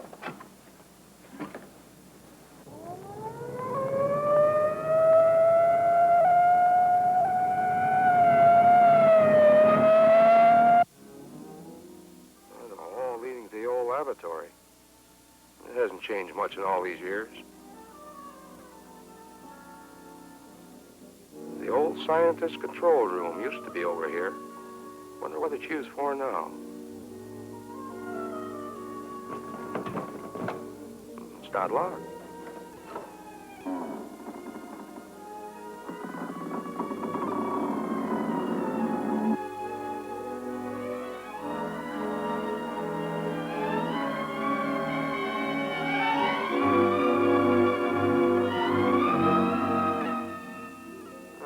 another of Dr. Ackler's gimmicks. What a strange look there is to that face. Wonder what it's made of.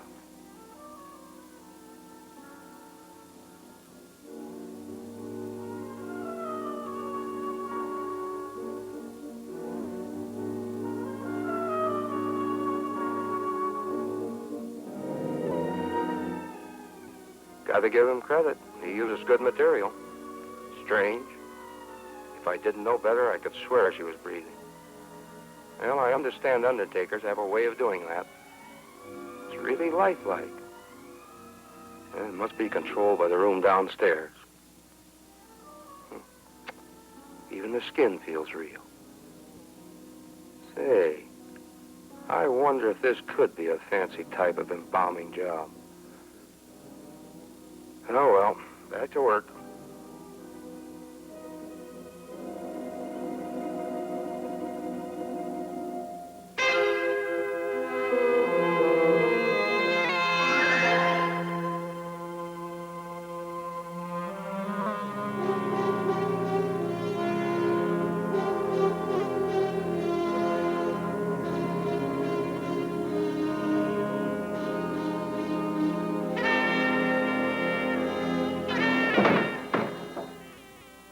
That guy's a genius.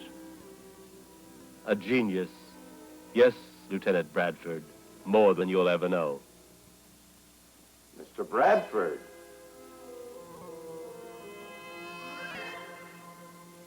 It's good to see you're all right. We were disturbed. You might have become lost in our corridors. It became stuck in the chamber, and I wanted a breath of fresh air. Then I couldn't find my way back to the chamber, or back to the outside either, for that matter. I wonder why you really went into the corridors. I just told you. Sure you did. What's this all about? It is my suggestion you don't struggle too violently. Lobo could break your back without trying. It'd be so kindest to hold still while I search you. Well, it doesn't look like I can do much about it. Oh, this is interesting. I wonder what else we can find. Lieutenant Bradford, and why should the police be interested in me? What is your real purpose in coming here?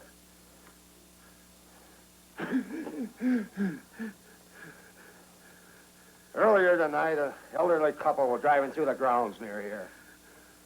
They claim they saw a ghost and reported it to the police department. Oh, you've had experience with ghosts. I've had experience with this house before. The old scientist and his monsters. Lobo here served him well. Was almost burned to death when fire destroyed the laboratory above. So, where do we go from here? It's regrettable you don't go anywhere. Oh, you're going to kill me, huh? What would you do if you're in my position? That's rather foolish, you know. What makes you think you can get away with a thing like that? I've gotten away with it before. Come, Lobo, we'll take him to the mortuary room.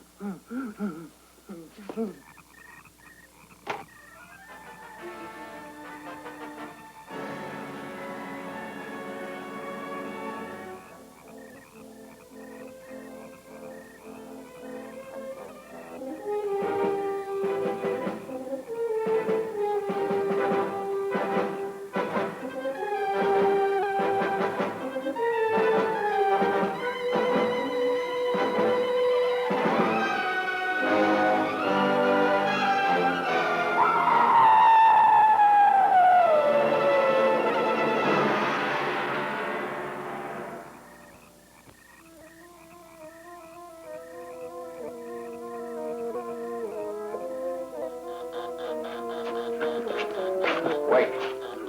Signal light is on. Lock him in there for the time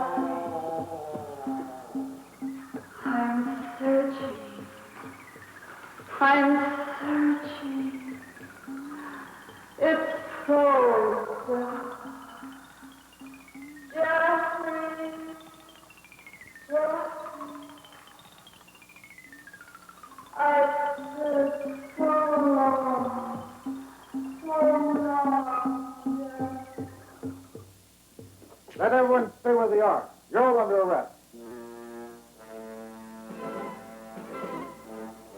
I don't know what this is all about or what you're all doing here, but I'm going to hold you right here until someone tells me where Lieutenant Bradford is.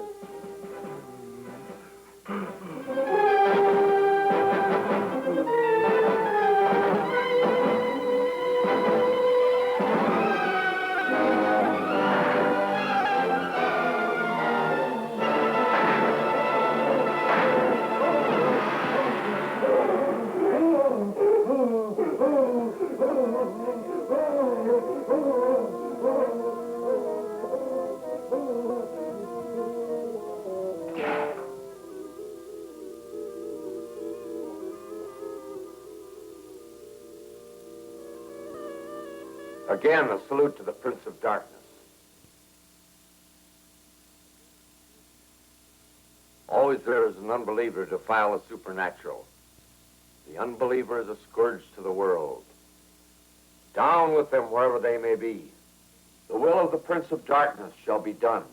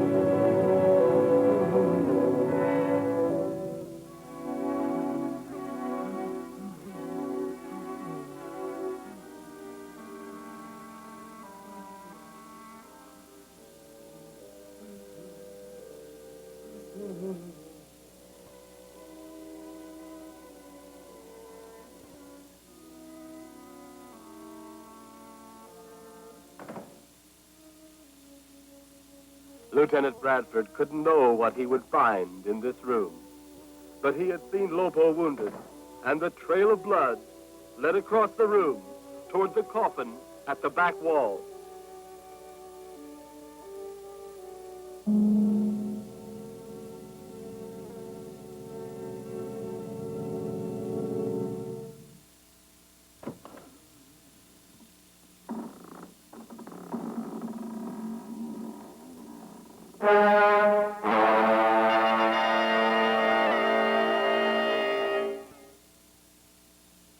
Due to all the interruptions tonight, we shall conclude until our next scheduled descent into the everlasting pit of darkness.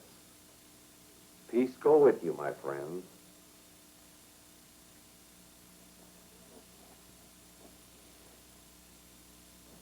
Come, Maud. Thank you, Dr. Acula.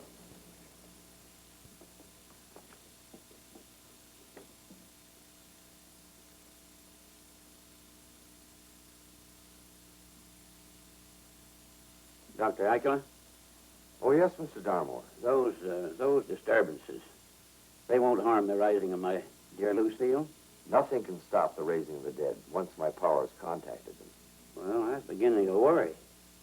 Faith is of the utmost importance in raising the dead, Mr. Darmore. There have been times of late when I feared you to be losing yours. Oh, no, it isn't that at all. It's just that I was a bit unnerved. That policeman shooting and all. Well, the man was undoubtedly mad. It must have been that way.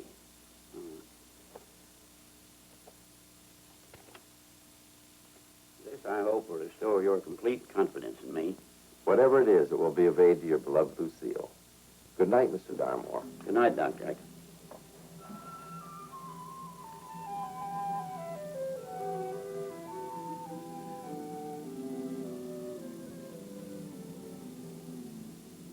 $10,000. Barnum sure was right.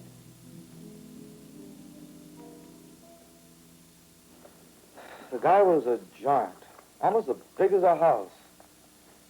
And when he hit me, I felt like I ran right into a mountain. I know what you mean. I tangled with him a few minutes ago myself. How do I get beat up by these ghouls?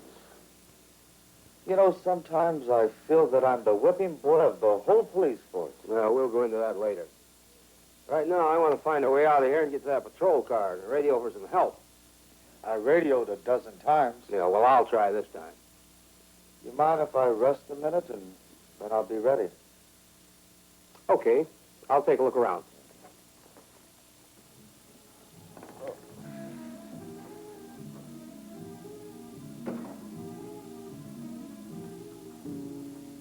Look.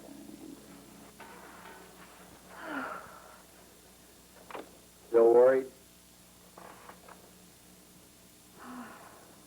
$10,000. It helps to soothe my nerves rather quickly. Things are going so well around here, I hate to leave the old place. We're leaving? Just as fast as we can get out of here. But where are we going? Oh, we'll find another spook house near an old cemetery and set up shop again. Any place away from here, a long ways away. Those two policemen will soon be missed. There'll be more to follow. Oh, that's too bad. And just when that old woman was so close to shelling out the big money. Say, what about Lobo? Oh, he's served his usefulness. We'll leave him here. He won't like that. He won't know we're gone till it's too late. Besides, I don't think he'll last too long. You know, that policeman put 3 bullets right in his chest. If that had happened to another guy, he'd have been finished right on the spot. Where is he now? I haven't seen him since he took that policeman to the mortuary room. All right, that hallway's clear. How do you feel now? Okay, I guess. Well, if you feel okay, let's get out of this place, then. Can't be too soon for me. Okay. Oh. Well, you're still a little woozy. I guess I am. All right, let's take it easy now. We'll make it. What can we do against that giant without guns? Well, we'll cross that bridge when we come to it. I know I hit him when I shot, but he just didn't die. Yeah, I know. Now, this door looks familiar. Let's try it.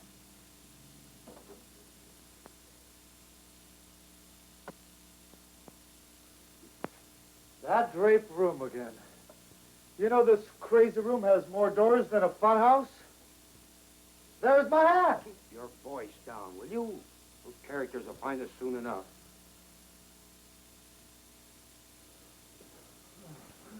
Look!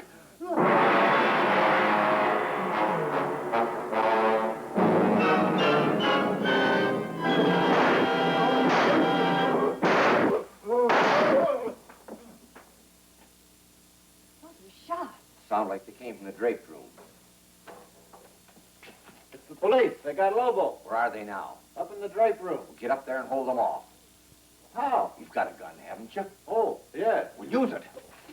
We're trapped. No, we're not. If that jerk can hold them off long enough, you and I can get out through the mortuary room.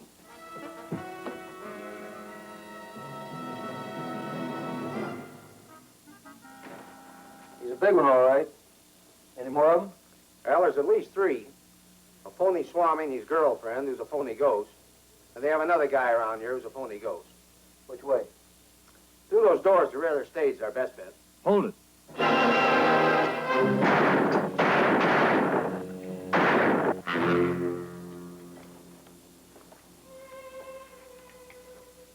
Got him. Paul, are you all right? I'm okay. You guys go on ahead. I'll go back to the radio car. Only nicked my arm. Well, let's get on with it.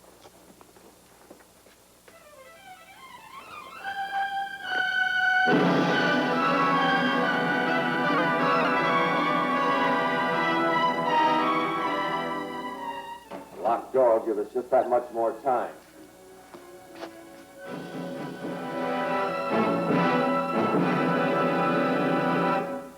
Good evening, Dr. Acula. We have been expecting you. Who are you? You asked who we are, yet it was you who called for our return. This is impossible. I hired actors to play the dead.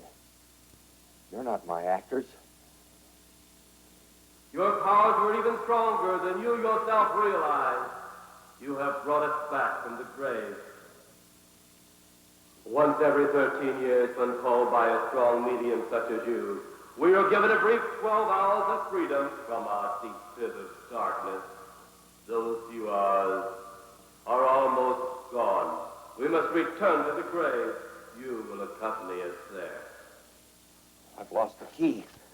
I'll try the back door.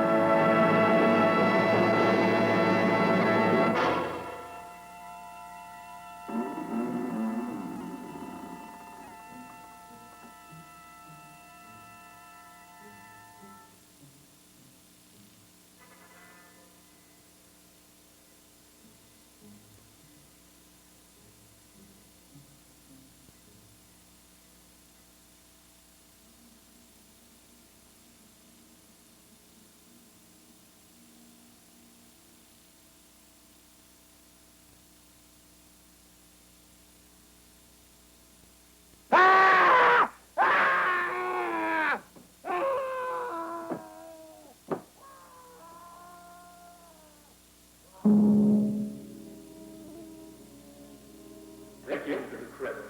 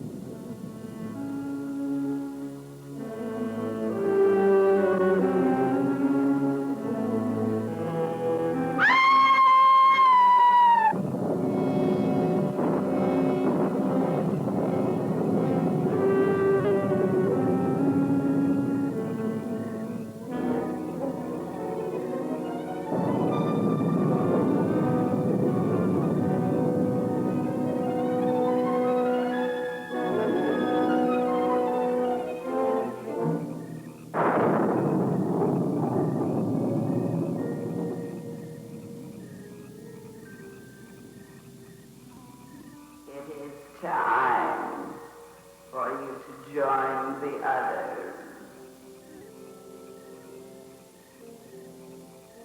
in the grave.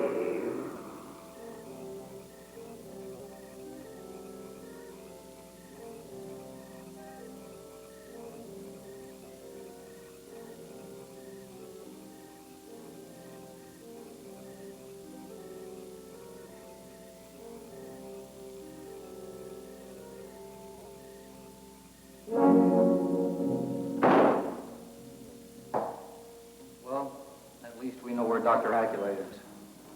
Now, what about those? Yeah.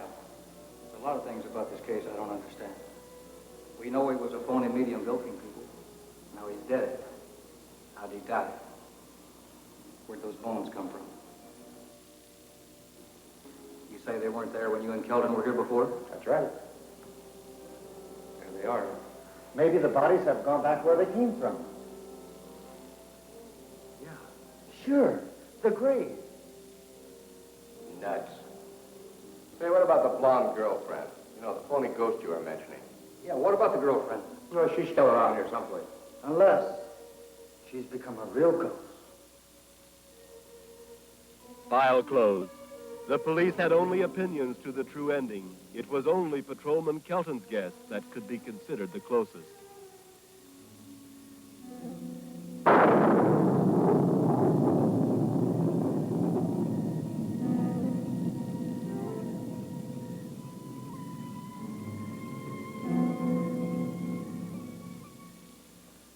And now we return to our graves, the old and the new. And you may join us soon.